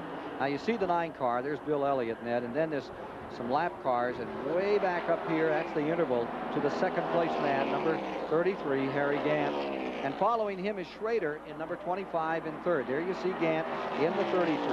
Now Gant's about 8 6/10 seconds behind Bill Elliott. And right behind Schrader is that Oldsmobile of Ernie Irvin, followed by the Ford of Mark Martin in 5th, and Dale Earnhardt in 6th. In 7th is Morgan Shepherd, followed by Rusty Wallace and Derek Cope. And we can take a look. Now look at this scramble here. Now there you are back with Bill Elliott for a moment, but you saw the 3 and the 15. That is a battle that has been building here over the past 2 or 3 laps. Shepherd seems to be moving back in here. 6th, 7th, and 8th we're watching there right now as we take a look at the rundown on the bottom of your screen. Shepherd is back up there. Ken, he made some good gains on the very fast pit stop, and the car seems to be handling real well for him right now, so he's up there working on Dale Earnhardt. The team, they said, that was too set in their ways, and they just seem to work so well together. Bud Moore and Morgan Shepherd. David? We're looking at the gearbox out of Bobby Hillen's automobile, and with me is Harry Hyde. We met him at the top of the show, and now what we'd like to do is try to find out what's going on here. It's not actually a problem with the gearbox itself. The problem is right here with the splines on the transmission. What do you got to do here, Harry? Well, it twisted the splines on the transmission. We can't get that piece out, so now we got to change the transmission. So you got to take the gearbox clear out to fix one minor problem. How long is that going to take? Well, we're hoping not over 15, 20 minutes. Now, that's not in that black book you talked to Economaki about. No, that's not it. Okay, well, the solution to that problem comes out of this man's head. Harry Hyde with one he didn't count on from the black book today. He is a black book. I mean, he knows it all, doesn't he? He has a lot in that head over the many years that he's been in racing. One of the smartest people in auto racing. If you're just joining us, 51,000 people bought every seat here. They have filled the infield to a capacity never seen before at Michigan International Speedway to enjoy Winston Cup racing and race number 14 on the 1990 season. Bill Elliott seeking his first win of the season right here at Michigan, a track he dearly loves. Right now, he's just continuing to build on a lead. We'll be back with more of CBS Sports coverage of the Michigan 400 after this message and a word from your local station. We're live at Michigan International Speedway in the second half of the Michigan 400. With me is Dale Jarrett, whose car just dropped out of the race. Ned, you recognize this guy? Yeah, I do, Chris, but I'd rather he not be sitting there with you. What put you out of the race, Dale? Well, finally, something happened to the transmission. We started getting a vibration really bad. We'd lost all the gears except for high gear, and that was hampering us, and so we got a vibration there. Instead of tearing something up in the engine, transmission, and maybe the car, too, we decided to park the Citgo Ford today. Put my arm around you, Dale. Here, you're soaking wet. How tough is it in the car? Well, you know, running as long green stretches we're running, it gets awfully warm in there no matter how cold it is out here. But our car just wasn't working today. We missed the setup on the Citgo Ford, but the car was really pushing badly. And that's something you can't do here at Michigan. We'll just have to try it again when we come back. Now, you've got a bunch of new sponsors in Lynchburg, Virginia. You have anything to say to them over there? They're rooting for you. Yeah, they sure were. We had the employees from the GE plant there in Lynchburg that had signed the deck lid and put up some money here for the radio use that we have on the Citgo Ford. And I'd just like to say I'm sorry. We'll try it again next time. We appreciate your participation, and just keep with us. We'll get this Citgo Ford back up front. Next time you talk to us, make it from Victory Lane. Dale Jarrett out of the race. Yeah, that would be nice, Chris. I hope he'll be able to do that one day. And, of course, he, like many others out here, is dreaming of that day. Well, yesterday with all that rain, I noticed that you did get a little extra time with your son at a racetrack. That doesn't happen very much. Not very often, Ken, but it's nice to be able to spend a little bit of time with him. We're good buddies, and I like that. If you look at this graphic with the speed breakdown here through 125 laps, we've got a car slowing dramatically up in turn 3, really off the pace on the high side of the racetrack. Maybe Eddie Bierschwell's car, I'm not sure. Here you see Kyle Petty's number 42 in a rush back to the line. I think it's the car number 12. Strickland's it is. car, number 12. Yeah, he had been running so good here early, but now coasting around, trying to get back to the inside of the racetrack. Caution out. Yellow is on the track, third time today. Kept it up there and out of harm's way. Doyle Ford laying down the yellow.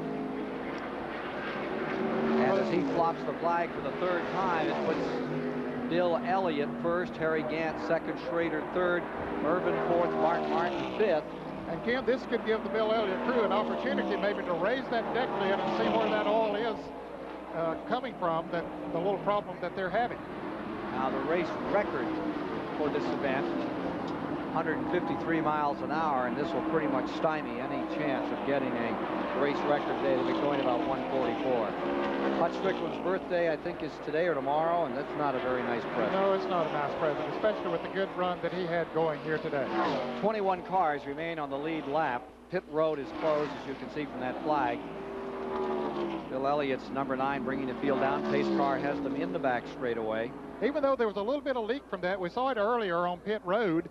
We haven't seen any smoke come from the car, so apparently it certainly is not affecting the running of the car. Sounds like the overflow. Yeah, I think so, and they'll certainly take a look at it. Boy, you can see everybody on pit road is ready. And here is what you were talking about earlier. The emphasis is on pit road under caution like in no season before, because it's track position that will count. And as we get down here, we're getting pretty close to, they'd have to make one more pit stop no matter what, but you really want to get out here and not be 3 or 4 cars back if possible. Now's the time that you've got to try to get track position, and the way that you do that is beat everybody out of the pits. Field on pit road. Here's Dave. The key pit stop for Bill Elliott is once again they will go under the car rather than into the trunk lid to try to determine the problem. They are changing the right side rubber. They are gassing the automobile. Of course, that is routine. What is not routine here is the inspection going on underneath. Now they will come back around to the left side. They will change all 4 tires. Let's go to Mike George. Junior Johnson leading in, trying to fix the window net on Jeff Bodine's car as they put right side tires, and they'll come around and do the lefts. They've got to have that hooked up or he can't go back on the racetrack and run on the screen. Flossie's dumpling, as Tim Brewer says she sometimes calls him. Junior, 59 years old this week. He's one of NASCAR's finest drivers ever, and a successful car owner to boot. Well, that's an unfortunate situation for Junior Johnson. See the NASCAR officials there. That screen is not going back up. It's not taking hold on the top and you slide it in. And what it has cost him is that valuable track position that we were talking about. David? diagnostics continuing here. They have gone out now to talk with the inspector. Mike Beam was here just a moment ago. The inspector called him out. They want to talk more about this oil situation. Mike, you were back under the car, same area of the car. What'd you find? I think it stopped with none drift on me. Yeah, I think it'd be okay. That right there, that's why I wiped it, just to see if it happened anymore, but it didn't, so I think it will be okay. What are the NASCAR inspectors telling you? They're just keeping an eye on it, you know, but they're working with us real well, you know, and they said, you know, just watch it, you know, and I said, okay. So, you don't think that car's in danger? Nah, he doesn't think so. He certainly hopes not. They've had a huge lead erased by this yellow as we go back to green. I think this car's okay, Ken. One lap, they're going to turn them loose with Bill Elliott up in front. It'll be Schrader in that second spot when they get ready to go. Irvin pulling back in again, and Mark Martin for fourth. There you see the number 20 car, Robbie Moroso, who's the leading rookie driver in the race. Car number 20, leading the rookie standings. His 80-year-old grandmother has made her wish known for her 79-year-old for her 80th birthday. And the only thing she wants is to be in Daytona for the 4th of July. All right. That's the kind of grandmother to have. That's a good time to be down there for the 400-miler on July the 7th. And Rob Moroso still in the lead lap in the top 20. In fact, being shown currently in 20th position. Richard Petty right in front of him. And there you see the number 11 Junior Johnson car, Ned, right behind Moroso after that lengthy pit stop. Yep, so track position, boy, he is way back in the field and has a lot of catching up to do now. Bodine's pretty strong getting around through traffic, however. He probably can ring it back in if it's to be done. He'll have some trouble, however, with Bill Elliott running as well as he is. Here's Mike. Eddie Bierswell trying to repair a broken right front shock absorber on his will be able to get back into the competition. The San Antonio Undertaker runs a limited schedule, but generally does pretty well here at Michigan. Second appearance for him this year. We saw him at Daytona. Bierswell back out with number 23 and getting ready to go as the pace car is coming down, and they're set to turn them loose. Sterling Marlin, one lap down still, but he would like to get the jump on Bill Elliott here and get back in the lead lap in case another caution should come out, and then he would be in position to make a run for the big lap. 135 laps, 135 complete as they take green, and they immediately have Elliott jump out in front and Sterling Marlin tucked into that second spot. Michael Waltrip trying to take a lap back. He backs up. Back straightaway. Elliott drawing away. Big time. Schrader right in there trying to stay with it. The number 75 car, Rick Wilson. Is that being shown the lead lap? In which case he would be in second spot. The number 75 Oldsmobile of Rick Wilson. Ooh, boy, they made a good pit stop. But look at him shuffle around. Harry Gant going down to the inside of Phil Parsons. Wilson falling quickly back on that restart. He was up there for the moment, but not for long.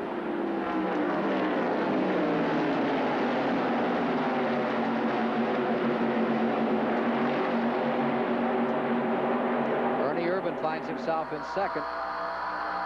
Here you are with Morgan Shepherd. And he has nowhere to go because there are two veterans right in front of him. Darrell Waltrip on the right, Harry Gant down on the inside. Morgan looking for a place to go. He decides to follow. Darrell Waltrip says, look like he might be able to go. And he said, no, well, he's not going to go.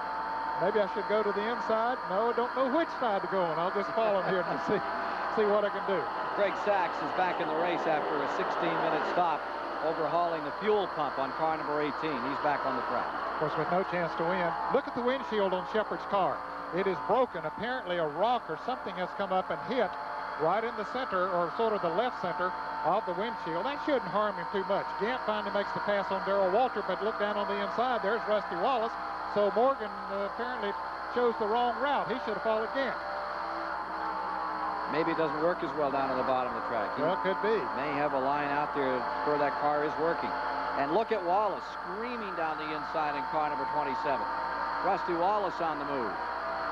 So he makes the pass on Darrell Waltrip. Morgan Shepherd continues to follow him. For 8th spot.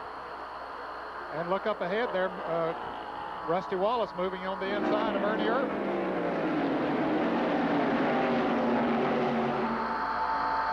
I was looking at him from the outside. Back inside of Morgan Shepherd's car once again. That's the car number 75 of Rick Wilson, not the Ernie Irvin car that I thought it was there a moment ago. Ernie's up a little further. Yep, it's the yellow car of Rick Wilson. Well, Rick Wilson drove this car. That is Rick Wilson driving this car now. Rick Wilson used to drive the car number 4. I'll get those yellow cars straightened out in a minute. Ernie Irvin is in second spot. Schrader lies third. Let's take a look at that interval. Looks like car 17 may be off the pace a little I think here. he is. Darrell Waltrip has dropped off the pace. We saw him there a moment ago making some passes, but then all of a sudden he drops back a little bit, but now seems to be going again. Here's Dale Earnhardt, car number 3, running in 4th position. And right behind him, Mark Martin, as you get a sense of the interval, trying to show you the difference in these cars. There's Michael Waltrip, who is a lap down, and Rusty Wallace, who was in the lead lap. Jimmy Spencer. And the 50, and behind him, the 33 of Harry Gant, followed by Morgan Shepherd and Rick Wilson. And Rick has backed up in a fairly dramatic manner from that restart. And boy, look here at this battle. Alan Kowicki trying to go on the inside of Derek Cope, but he drops back. And Petty up on the outside, wheels around 3 cars right behind these two. There's Derek Cope on the bottom in the 10 car. And right beside him, number 5, Ricky Rudd, and Richard Petty having a very good run today in car number 43. Now he pulls up on Ricky Rudd. There's Alan Kowicki in the car number 7, Brett Bodine in the green 26, and here's Terry Labonte in car number 1, Kyle Petty in number 42. Some of these cars we haven't seen much of today. Dave Marcus in car number 71, and there's Jeff Bodine, the red number 11, trying to make his way up through the pack, and you can see how far Darrell Waltrip has dropped back. You know, he was up there about 7th place not too long ago. He's just in front of Butch Miller in the Travis Carter machine. And there you see Lake Speed's car, if you look a little further back in the field. Butch Miller in the 98. There's Lake in car number 83. Lake made some unscheduled pit stops early, lost some laps, but still out there running. Let's go to Mike Joy, who was in Darrell Waltrip's pit. Darrell's drifting back a bit. Jeff Hammond, is he okay? Mike, I think what happened was we lost an ignition box, so he threw the switch on the dash right there, and the car started running again. But he said also it sounded like it quit, started missing. So he threw the switch on the dash, and the thing came back to life. I think it's okay. We'll have to wait and see how things go along here. And that's pretty good diagnostic work at 160 miles an hour. You have to change ignitions. Of course, they can do that with the switch. They have an alternate ignition system on all of these cars. There's the leader, Bill Elliott. Pulling away again, Ken. Yeah, and he had a tremendously. He was at 9 seconds before that caution came out. Just running away from the field. And after going through 13 straight races without a victory this season, looks like he's going to turn it around here just like he did a year ago. Now, Schrader in the 25 moves under. Car number 4, Urban, in that struggle for second place. And he just moved right around him. Here comes Earnhardt at number 3, filling out that field. Earnhardt running in 4th. Mark Martin currently in 5th. After 145 of 200 laps, Bill Elliott leads in the Ford number 9. Chevy driver Ken Schrader is 2nd. Oldsmobile man Ernie Irvin is 3rd. Dale Earnhardt 4th, and Mark Martin 5th. Rounding out the top 10 is national champion Rusty Wallace in 6th. Morgan Shepherd 7th. Harry Gant 8th. Rick Wilson 9th. And the king, Richard Petty, in 10th place. The prize money today is $684,987. With the winner going to get something around $60,000. What won't be paid out, however, is the $45,000 Unical bonus, because the lineup wasn't done by time trials. It was done by prescription.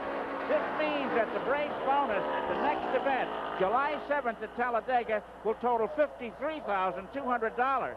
The last time it was paid out, it was worth an extra $228,000 to Kyle Petty, who got it earlier this year. Back to you, Ken.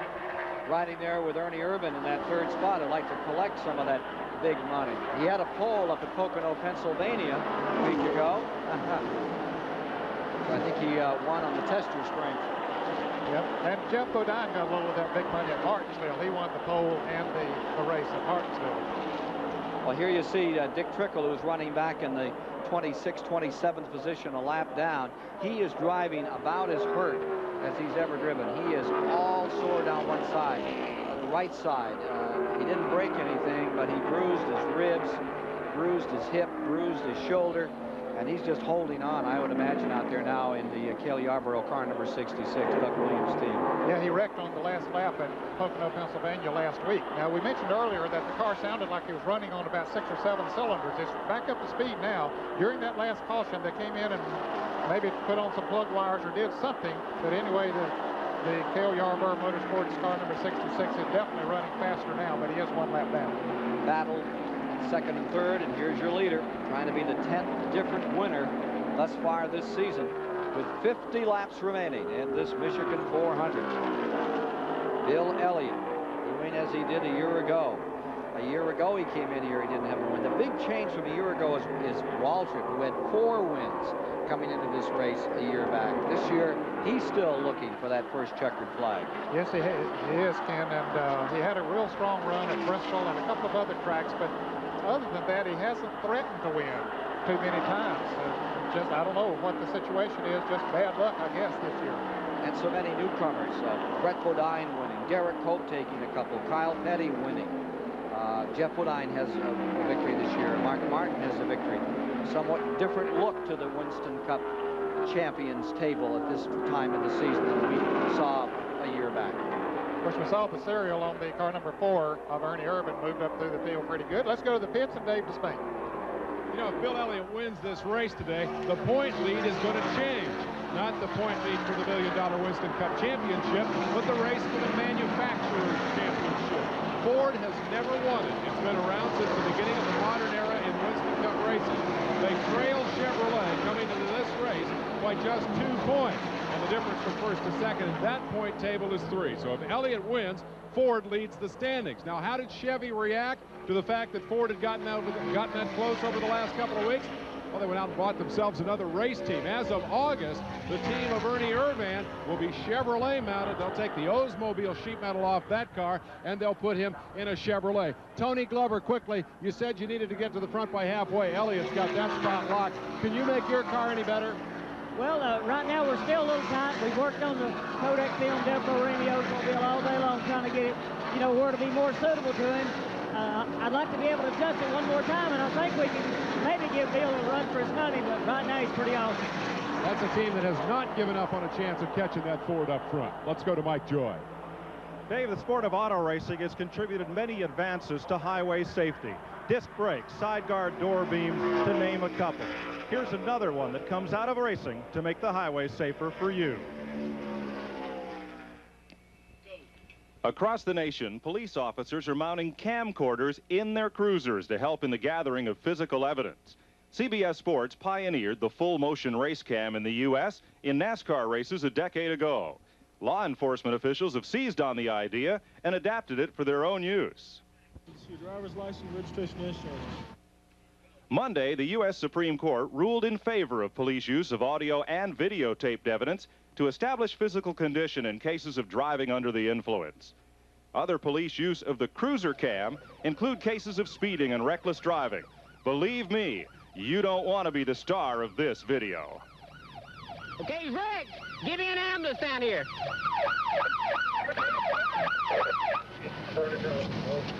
That was not stunt footage. That came from the dashboard of a Georgia State Patrol cruiser. And it's a good reminder for us all to be careful out there. Ken? Thank you, Mike. Here is Bill Elliott in the 9 car. The seatbelt firmly cinched up and a good grip on first place in the Michigan 400.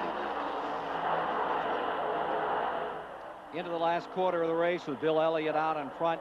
Ken Schrader in second, Ernie Irvan in third, Dale Earnhardt fourth, Mark Martin in fifth. All of these in the lead lap. Rusty Wallace has found himself to 6th, Morgan Shepherd 7th, Gant, Wilson, Kowicki having a good run, stays up in 10th. And here's the interesting one, 11th and 12th, Kyle and Richard are at it out here in cars 42 and 43 respectively. They're having their own little war. There's Kyle leading his dad, and Richard is having one of his best days of 1990 right now, working the kid over, Ned. Yes, he is. He has run a very good race. Has stayed in the lead lap all day long. Currently running there in the 11th and 12th. 11th and 12th, as we see the son and the father racing there, and it's really good to see him running in the lead lap this late in the race, and that near to the top 10. Richard closing in one more time on Kyle. In front of them is Rick Wilson, 75. There you see Dave Marcus, the 71, who is a lap down to those two. Dave Marcus, who's been here for every race at Michigan. Car number 71. In fact, Richard Petty and Dave Marcus are the only two drivers who have competed in every event here since this Michigan International Speedway was open. Mike Joy, you have a thought? Ken, last year at this race, Richard Petty climbed his way up to 6th spot behind Ricky Rudd, and when he passed Rudd and moved into 5th, that's the last position that shows up on the scoreboard. And when the folks here saw 43 go up on the board, the whole grandstand rose in unison. Petty says he explains that popularity by saying, I may not be everybody's favorite driver, but I'm kind of like an Arnold Palmer. If their favorite can't win, they like to see Richard Petty do good. Sadly, about 2 minutes after his number went up on the leaderboard, Petty's day ended as he coasted into the garage. But having a much better run here today. He certainly is. This could be a great day for Richard, and there's time enough to pick up. Now you see the number 5 car, time enough to pick up a couple more spots. Ricky Rudd in the 5, and he's trying to help the Hendrick team finally win a race this year. I mean, they're like 0 for 40 plus at this point. And that's the Waddell Wilson car. It's just not working out well. But right behind them is Derek Cope in car number 10. He's running 14th overall in the field, and of course they're using Hendrick engines.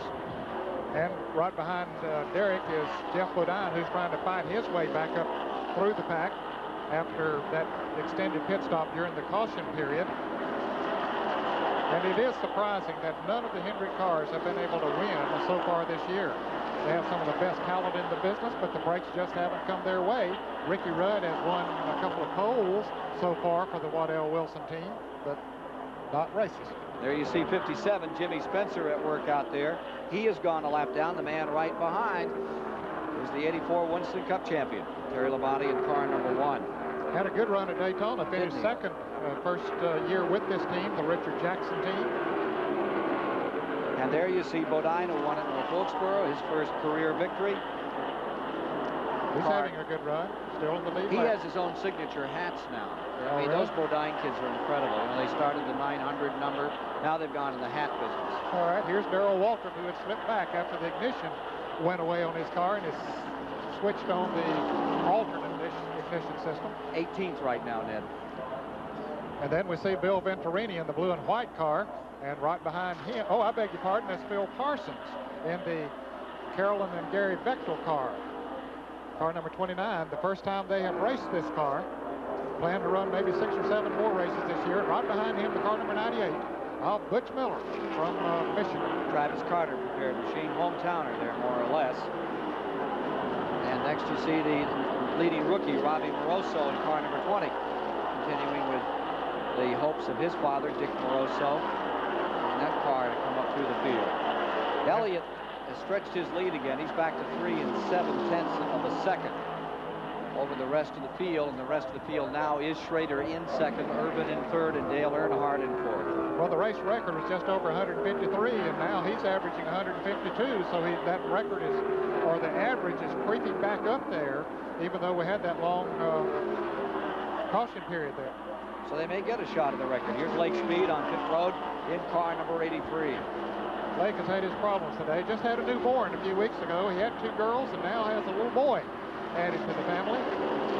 As you watch the 4 tire change going on for Lake Speed, sounds like one looks like one equalized out there. They're not sure if they're going to change all 4 and get him back out here.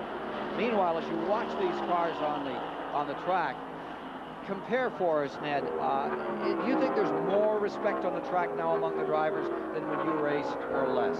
I think there's less. Really? Yes, I do.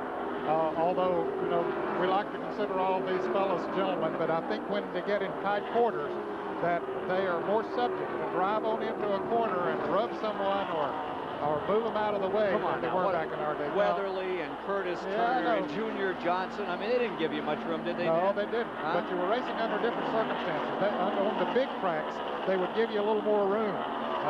But on the dirt tracks and the short asphalts that we raced on back in those days, yeah, they would put the fender to you and maybe move you out of the way. But today, the competition is so still that every driver wants to gain every position they possibly can, and they hear talk of driving aggressive and how Earnhardt gets all the publicity because he drives aggressive, and so they try to do the same thing. And some of them aren't capable, and some of them don't have the car to do it, but yet they stick that nose in there. And you see more tire marks on the side of these cars on super speedways today than ever. A little while ago, Dave was talking about championships. Didn't Ford win a championship back in '69, back in the days of Leroy? Yes, they did. Yeah. They did win the manufacturer championship back in 1969. Coming down pit road is Rusty Wallace in the car number 27. As you take a look at the standings for all of the field for you racing fans, Rusty Wallace is on pit road in car number 27. This should be his last pit stop of the day, and they're going to the left side. Let's go to the pits and Mike Joy. Left side tires for Rusty team manager Harold Elliott, talking to him on the radio. A little quick miscue getting that left front fitted, and well, now they're going around to the right, and Ed, I haven't seen this strategy. Usually you get those right side tires first, but that right front tire, Rusty reports, is blistering, and we see a lot of heat coming off the left front brake. Now they've got him done, and a very fast run out of the way as Rusty gets gone. Well, Mike, that was a very good pit stop to do it the way they did it. A little over 24 seconds was a very good pit stop, but I'm like you. I've never seen them go to the left side first on an oval track. Of course, on the road courses where they go clockwise, where you see them do that occasionally, but I believe that was a miscue. I think they only intended to change the left side tires, and I guess Rusty told them that there was a problem on the right side, so they had to go around and do it before they did it in quick order. And Wallace had been falling back just before that stop. Hope had gone by him, Bodine had gone by him, Richard Petty had picked him up as well. So he has gone a lap down now. Chris Economaki? Well, this race is being run on bias ply tires. All of the cars like Goodyear bias ply tires. It's one of the last races that we're going to see on bias ply tires. The radials have been brought into the series. Many of the races have already held on radial tires, and they feel that this may be the last of the races here at MIS, and perhaps the August one, it'll be on bias ply tires. You mentioned the tire blistering up there. The whole situation will change when the radials come into full play. Well, let's go back to the pits and Mike Joy. Well, Jimmy Makar is setting up the tires for Rusty now after that stop. Jimmy, that's a little strange. You change the left and then you come back for the rights. I can't hear you. So you change the left, then come back for the rights. Who noticed the blistered tire? Well, we had Harold go over on the other side to see. What happened was Rusty said the car started pushing real bad. He didn't know if he had a left front tire going flat or not.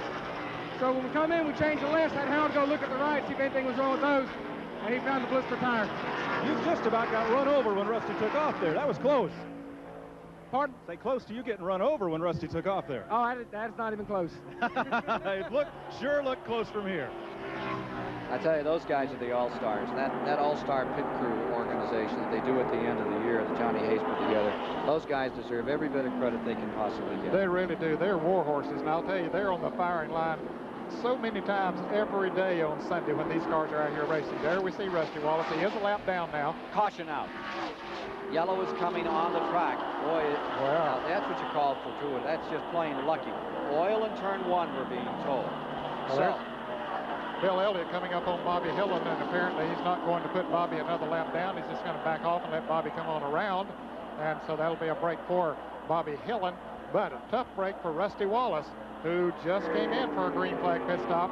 And here is the car number 91 of Edward Cooper. He had been in the garage area for a long time and came back out into the race. A local driver who lives just a few miles from the racetrack here. Apparently the engine let go in his car. Coming down 170 laps in this race. 170 complete, 30 to go. And this is the caution they needed.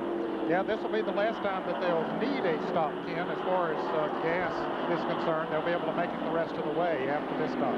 Elliott first, Schrader second, Irvin third, Dale Earnhardt fourth, Mark Martin in fifth, Morgan Shepherd sixth, Gann is in seventh, Rick Wilson eighth, Kowicki ninth, Kyle is 10th, and Richard is in 11th with Derek Pope 12th. As the field is picked up by the pace car. And we come into the fourth caution period of the day. If you're just joining us, we've had 9 lead changes among 5 drivers, 4 cautions to date. In the attrition, we've had, check them out here, 11 cars retire from the event from the 40 that started. Well, we had a long time before many cars went out of the race, but then all of a sudden, again, many of them did start dropping by the wayside. And we see now that the green flag is waving at the end of pit road, so that means that they can now legitimately come into the pits, and you can rest assured they will. See if anybody stays out. To Dave Despain. As the leader, Bill Elliott, comes on pit road, once again, Mike Beam will be the man under the gun, but this time for a chassis adjustment just above the left rear wheel. He goes in and puts a full round of bite into the car. They go to the right side tires. They will come back to the left side, the traditional yellow flag stop for Bill Elliott for full service, and this is the last time things can go wrong in the pits for Elliott. He's got this race won if nothing blows up in his face. It is clean. Ooh, a little bit of a hang-up on the left front. Now down and away. It was a long stop. Let's go to Mike Joy. Mark Martin completes his service as we look at Richard Petty's car also getting 4 tires. And a new little wrinkle here as we work over the wall. One man on the left side of the car comes around to pick up a tire and hoist it into position right up on the car. That's something we haven't seen too much before. Let's bring up the cash register on this pit stop. If 36 cars each take on 4 tires and a full tank of fuel, that's $24,000 for this round of service. Parts and fluids only, no labor included. Waltrip on pit road number 17, and there is a director's meeting there. Evidently, they're looking at that ignition, that he had a problem during the green flag running, so they're checking in there to be sure that the alternate system, I guess, is okay, or maybe it's not okay. But anyway, they're taking advantage of this caution period to check it out.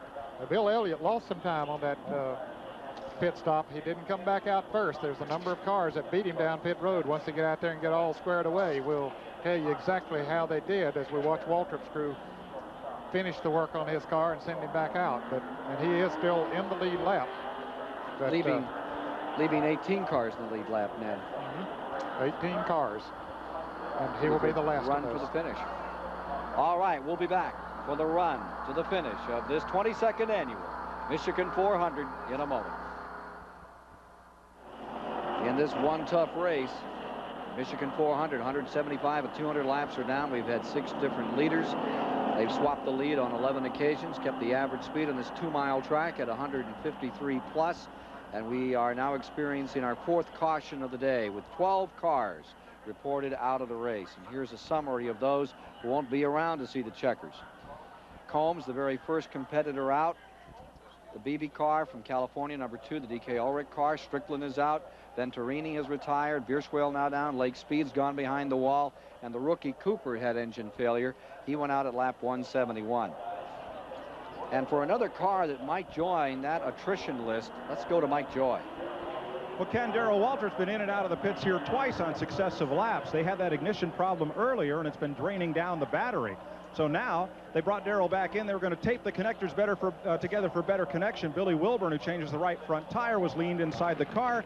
He didn't get all the work done the first time, so he left the roll of duct tape in there. And so Jeff called on the radio, said, well, Darrell, you just finish it up yourself. And he said, with the belts and harnesses, I can't quite reach that. So they had to bring him back in. But hopefully there's enough juice left in that battery for Waltrip to go the distance. Maybe this is why they couldn't find the duct tape. Yep, there it goes, out on the racetrack. So no wonder they couldn't find him when he came back in. I know it was around here somewhere. Yeah. 2 like miles around here. Small tower out there rolling around on the track. Ken Schrader out in front. Getting one more lap to go. We'll go back to green flag racing, and let's go back to the pits and Dave Spain. Just a quick recollection of this race a year ago, Ken, and the way Bill Elliott won it.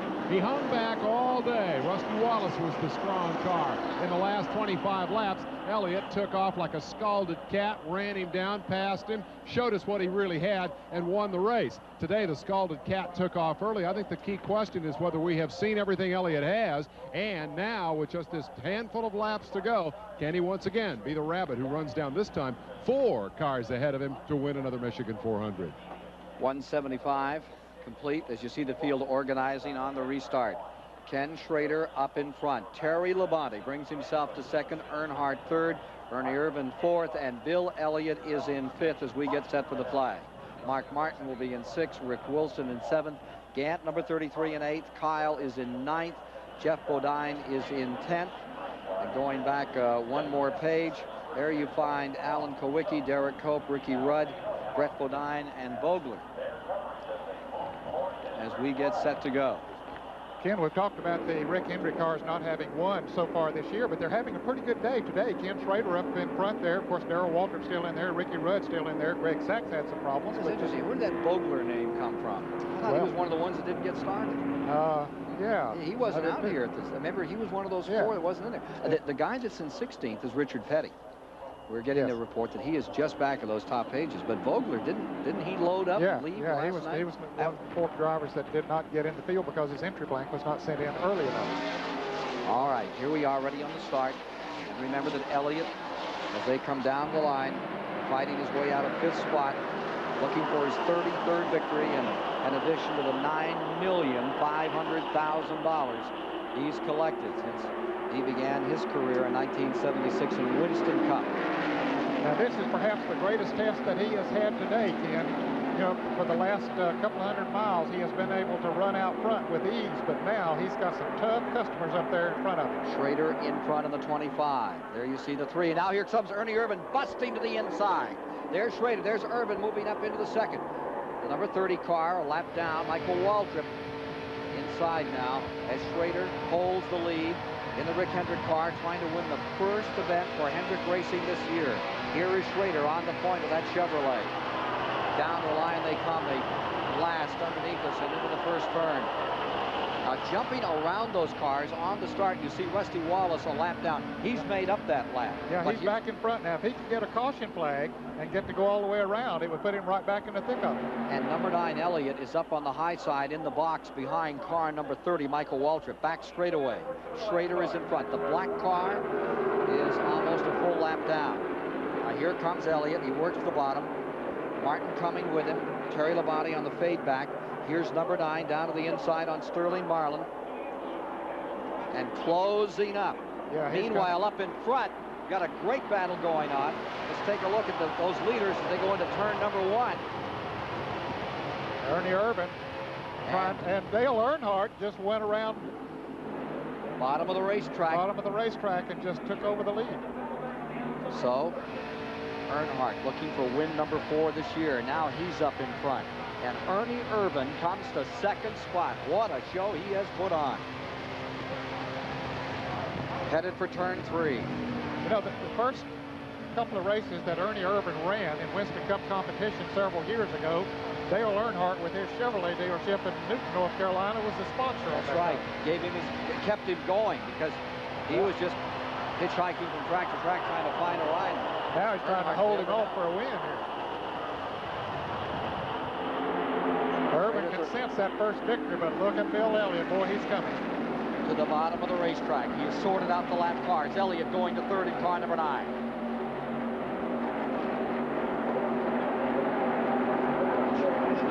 Schrader backing down. Schrader in trouble in the back straightaway, slowing down.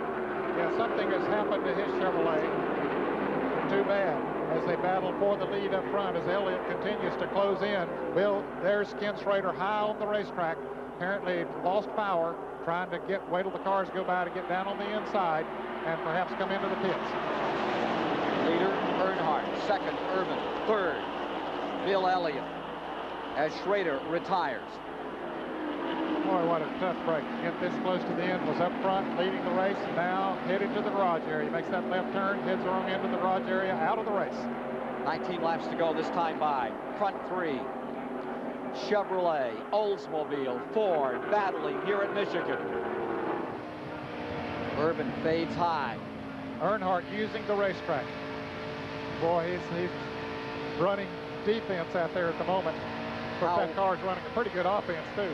How wide can a Chevy be? That wide. Yeah, he can make it very, very wide. But here comes Irvan. He's going to try him down on the inside. Going to 1. Bottom of the racetrack. Won't work. Tries again. Yep. Coming out of 2. Irvan clambering, plowing, pulling back up. Wheel to wheel with Earnhardt. 170 miles an hour, and they're 3 wide in the back straightaway, and it's Elliott Bill Elliott blasting down the inside. Car number 9 takes the lead. Boy, what horsepower and what a move by Bill Elliott. Picked up the draft of those two cars, made his horsepower work. But look at Irvin. Irvin comes back on the inside and puts the Oldsmobile in front of the Ford. Incredible racing. These fans are going wild in Michigan. Meanwhile, Mark Martin sits there in 4th, just looking him over. Elliott back in front, Irvin in 2nd. Here comes down to the inside, number 3. Dale Earnhardt looking to the bottom of the racetrack. Now, if he pulls up there, that's going to help Elliott. Elliott will be able to pull away as Earnhardt gets side by side with Irvin going down the backstretch into turn 3. Let's see who out drives each other down into turn this time. It'll be Earnhardt, maybe. Irvin drove in deep, too. He goes high. Earnhardt stays on the bottom lane. But you can see Elliott's able to pull away, but Earnhardt takes the 2nd position. They need to get in the train. They need to do it fast. No driver has ever scored his first career win here in Michigan. Can Ernie Irvin break the spell? Dave Despain. You're missing a lot of fun out there, Kenny Schrader. What happened? Something real important down inside the motor decided to call today and just let it go all of a sudden. Your bad luck continues. Who's going to win this race? You've run all the guys up front. Bill's going to have trouble. Okay, he says Bill Elliott's got him covered up front. Short day for Kenny Schrader. Their bad luck continues. They'll be back. Ken? Not only has him covered, but he's pulling away one more time. 3, 4 car lengths, and Earnhardt is doing everything he can to contain this man, Bill Elliott from Dawsonville, Georgia. There's Rusty Wallace still up in front of Elliott. Wallace is in the lead lap at the tail end of the lead lap. He's running in the 16th position at the moment. Remember, we told you at the outside, here comes Irvin back to the inside, and number 3, Earnhardt is there to close the door. One man won this race 6 times. Cale Yarmouth, ooh, a little nudge. Yeah, they touched, definitely. And 2 drivers come up with 4 wins. They include the drivers who are out here today. One of them, Bill Elliott, and also with him, the other man that did it 4 times, David Pearson. Let's see how this race is going to wrap itself up. We'll be back with more of CBS Sports coverage of the Michigan 400 after this word from your local station. This CBS Sports Special, the Michigan 400. Ken Schrader said it. Elliott would have to have trouble. He did. His engine has expired. He has gone back to the garage. Dave Despain is there. Bill Elliott, it's unbelievable that this race could end the way it did. It's been flat tires up till now a broken engine. Did it give you any sign this was coming? I can't hear you. Did it give you any hint, Phil, that it was coming, or did it just go bang? No, after that last restart, it felt like it was vibrating just a little bit, and oil pressure came down a little bit, and I didn't think it was going to last the race. You had a hint then. Did it give you, do you think that this was in any way related to the oil leak that you were having earlier, or are they unrelated? I don't think it's related. You know, it's just something that happened. You know, the car ran good all day long, and this is just that's our luck all year. That's the way it's been going, buddy. Listen, he'll be back as well, but a disaster. What can you say for Bill Elliott? 11 flat tires in 3 races, and now a blown engine. Here's the way it looked. Ken? Take a look at the end of the day for Bill Elliott in car number 9 as the battle heats up for the lead. Just down across the start-finish line, and it was good night. Headed into turn 1, he got it down out of the racing groove, and of course no caution flag. Pulled her into the garage area. See him making that hard left turn out of the race. Not to win this Michigan 400 for a 5th time. But maybe a new fellow will win it. Ernie Irvin. It's never been done. Here he is, car number 4. This is the newcomer, Ernie Irvin, knocking on the door. No driver, as you said a moment ago, has ever won his first race here at the Michigan International Speedway, but he is strong. There you see Earnhardt trying to take it away. The man in black closing right up in there. Oldsmobile in front. Chevrolet now running in second as they come back to the line. Ford in 3rd and 4th. And Terry Labonte in 5th. This is everything we talked about at the beginning of this program. This is a race of surprises, a track of subtleties. We talked about how Tony Glover said this guy in number 4, he thinks is the best solid new talent since Tim Richmond. And look at him. Final moments on a track which is a driver's track, holding the advantage 3, 4 car lengths.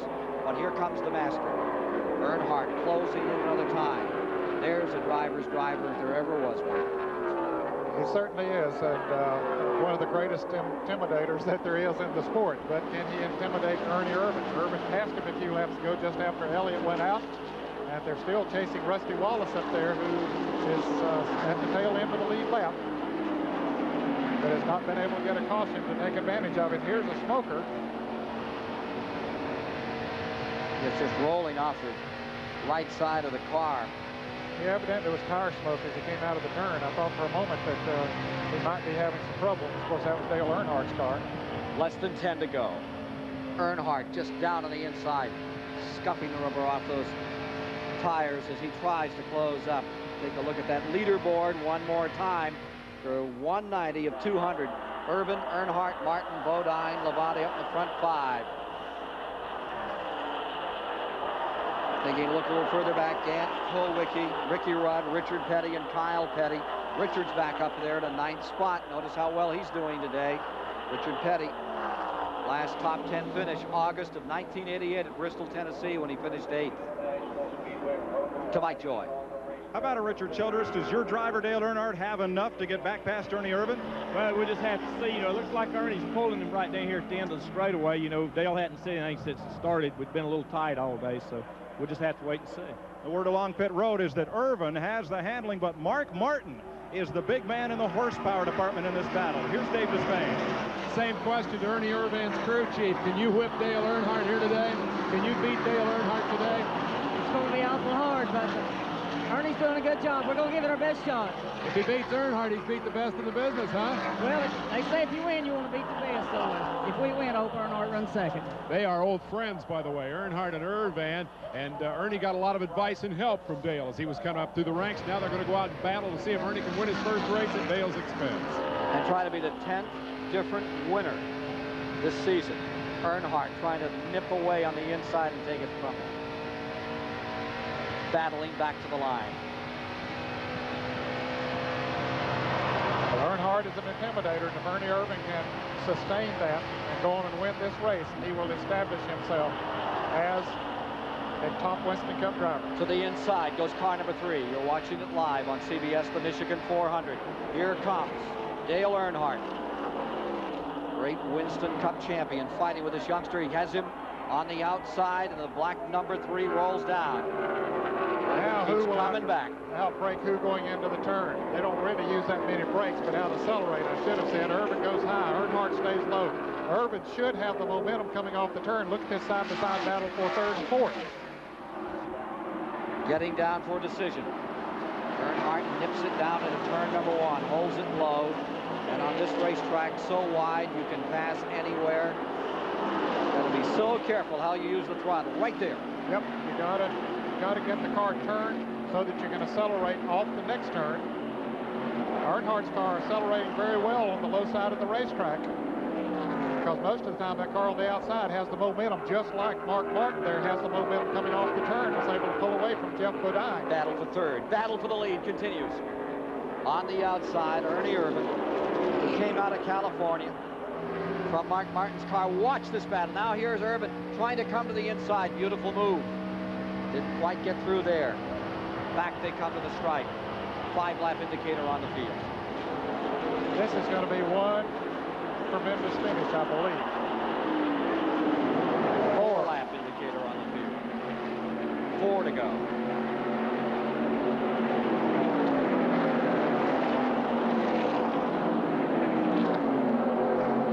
Car length advantage to Earnhardt. Less than 8 miles remaining. Irvin closes again. And here comes Martin in car number 6. Chevy Olds Ford. 1, 2, 3. 3 to go this time by from Mark Martin's vantage. His car was very strong at the start of the race.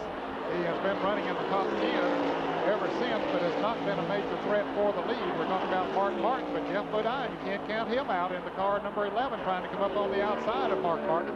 So you have 4 very good, strong race cars here. For the lead. Earnhardt into 3, and Ernie Irvin closes in again. Ernie sizing him up. Decides he might want to try on the outside. He's not going to do that. He's just making Earnhardt think he's going to pass up there. Mark Martin's view another time. Down to 2 to go. Now he makes the move.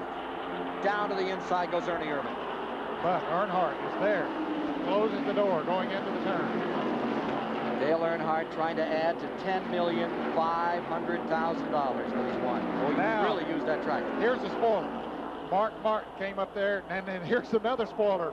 Jeff Bodine took advantage of the little slip by Mark Martin. Now they've left Irvan as long as they're back there battling with each other. But either of those cars could spoil the efforts of Ernie Irvan. Earnhardt going for win 43. Ernie Irvan for win number 1. It's down to this. White flag is out. Last lap, 4 cars under the flag. Going into turn number 1. Ernie Irvan peels off, tries to move below number 3. Right there is Dale Earnhardt, trying to win this race for the second time. Earnhardt's car is strong coming off of the low grooves, drifting up into the turn, so he'll drive her low going into turn 3. Final turns, final lap. This is it. $680,000 at stake. The Michigan 400. Earnhardt in front with that Chevrolet. The Oldsmobile in second. 2 Fords right behind them coming to the flag. Checkers about to be extended. And this Michigan 400 belongs to Dale Earnhardt. His second win in this great event. He's tough. He is tough, and so is Ernie Irvan. Ernie drove a tremendous race here today. He doesn't need to drop his head. He don't need to hang his head, Shane. He's driven a great race. His best Winston Cup finish ever. He was almost set to go back to California, and it was Dale Earnhardt who gave him another shot. Gave him a little sponsorship, a little assist, and kept him in racing back here. And today Earnhardt had to fight him right to the finish. Boy, he really did, tooth and nail. And this is a shot for this crew, too, Ken. They have gone 4 races in a row not finishing in the top 10. And to come back and win again, boy, they needed it. The 4th win of 1990 for Dale Earnhardt. It happens at Michigan on this 2-mile track in the 22nd running of the Michigan 400. Well, it's all over but the shouting, and it's quiet at the Michigan International Speedway except for the cheers of the crowd. And the crowd is around Dale Earnhardt's winning car. With him is Mike Joy. A big handshake for Jim Perkins, the head of Chevrolet. Here's Teresa and Taylor Nicole. Happy birthday, Archie. Archie Long from their sponsor, GM Parts. Boy, what a day, and that's not an easy win, is it? Well, it was a tough one. Bill looked like he had us covered. We adjusted on the car the last 2 stops. The last one helped it a lot and able us to run with Ernie and the guys. So we just kept racing him. I kept working him behind there, and I started seeing where I could beat him at. And once I could get by him, I just sort of kept beating him in those places. And Bodine in the 6th car got to racing each other, and that took it away from them, too. So, you know, it was a great race for Jim Goodwin and Chevrolet Lumen. I'm telling you, it's super. How tough is it for a championship race driver to look out that windshield and see that red car just kind of rolling away from you, and not a whole lot at that moment you can do about it? Well, there wasn't much we could do about that. Course Ford was going on, but you know, you got to be there all day. That's been my problem for the last 4 or 5 weeks, and you know, we're here today. We was here at the end. Okay, great win. Congratulations, Dale. Thank you. I'd like to say hi to everybody back home, my kids, Kelly and you, Max, and everybody. You know. Well, the only fellow who may be happier than the winner is the man who finished second. Let's meet him. Well, he doesn't have as big a smile on his face as the winner, but I don't think he feels too bad. Ernie Irvan, first of all, great run. Was there anything you could have done to beat Dale Earnhardt today? Well, if I could have, I probably would have, but I guess I could have took him out, but, you know, that's not racing, and we raced real hard and real clean, and we just wound up a little bit short, but there's a lot more races left in this year. You keep edging up that ladder, too. That car in particular, they tell me, has run top 5 every time it's been on the racetrack. You keep edging closer and closer. And with a 5-year deal with this team, you got to feel like you're on top of the world. I tell you, you know, it was a dream come true when I got this deal with the Kodak Films, Delco Remy Oldsmobile, but I tell you, you know, we got everything, you know, to come better, and everybody else is just trying to repeat what they've been doing. So as long as we keep doing what we're doing and get good pit stops, and Tony Glover keeps giving me a car like I got, we're going to win some races. In January of 1990, you didn't have a ride, didn't have a deal for the season, didn't know what you were going to be doing. Here you are in Michigan, just inches short of victory circle. Things have really turned around for you. Are you surprised that it's happened the way it has? Well, I was surprised, you know, ended up with no ride towards the end of the year and start in January, but things have come out real good. And just proves to show that if you keep trying and trying hard, things will come your way. Congratulations to Ernie Irvan, second place today. Let's go to Ken Squire. Well, let's take a look at the final standings today. Dale Earnhardt comes home victorious in this great war to the finish line with young Ernie Irvan from California. Jeff Bodine gets third. Mark Martin comes home fourth. The winner came across at an average speed of 150.219 miles per hour, not a new record. Taking a look a little further back in the field, Alan Kowicki with his best finish of the season comes home sixth. Terry Labonte, and how about Kyle Petty? Great finish for him, followed by Ricky Rudd and Rick Wilson. Taking a look at the second 10 here, 6th through 10th. Rick Wilson into the 10th position, and Richard Petty has his best finish of 1990 with an 11th place finish. So stay with us. We're going to have bonus coverage of the Buick Classic on this great afternoon here on CBS, as Dale Earnhardt has won the Michigan 400. For the second time in his career, Dale Earnhardt has conquered this 2-mile Michigan International Speedway.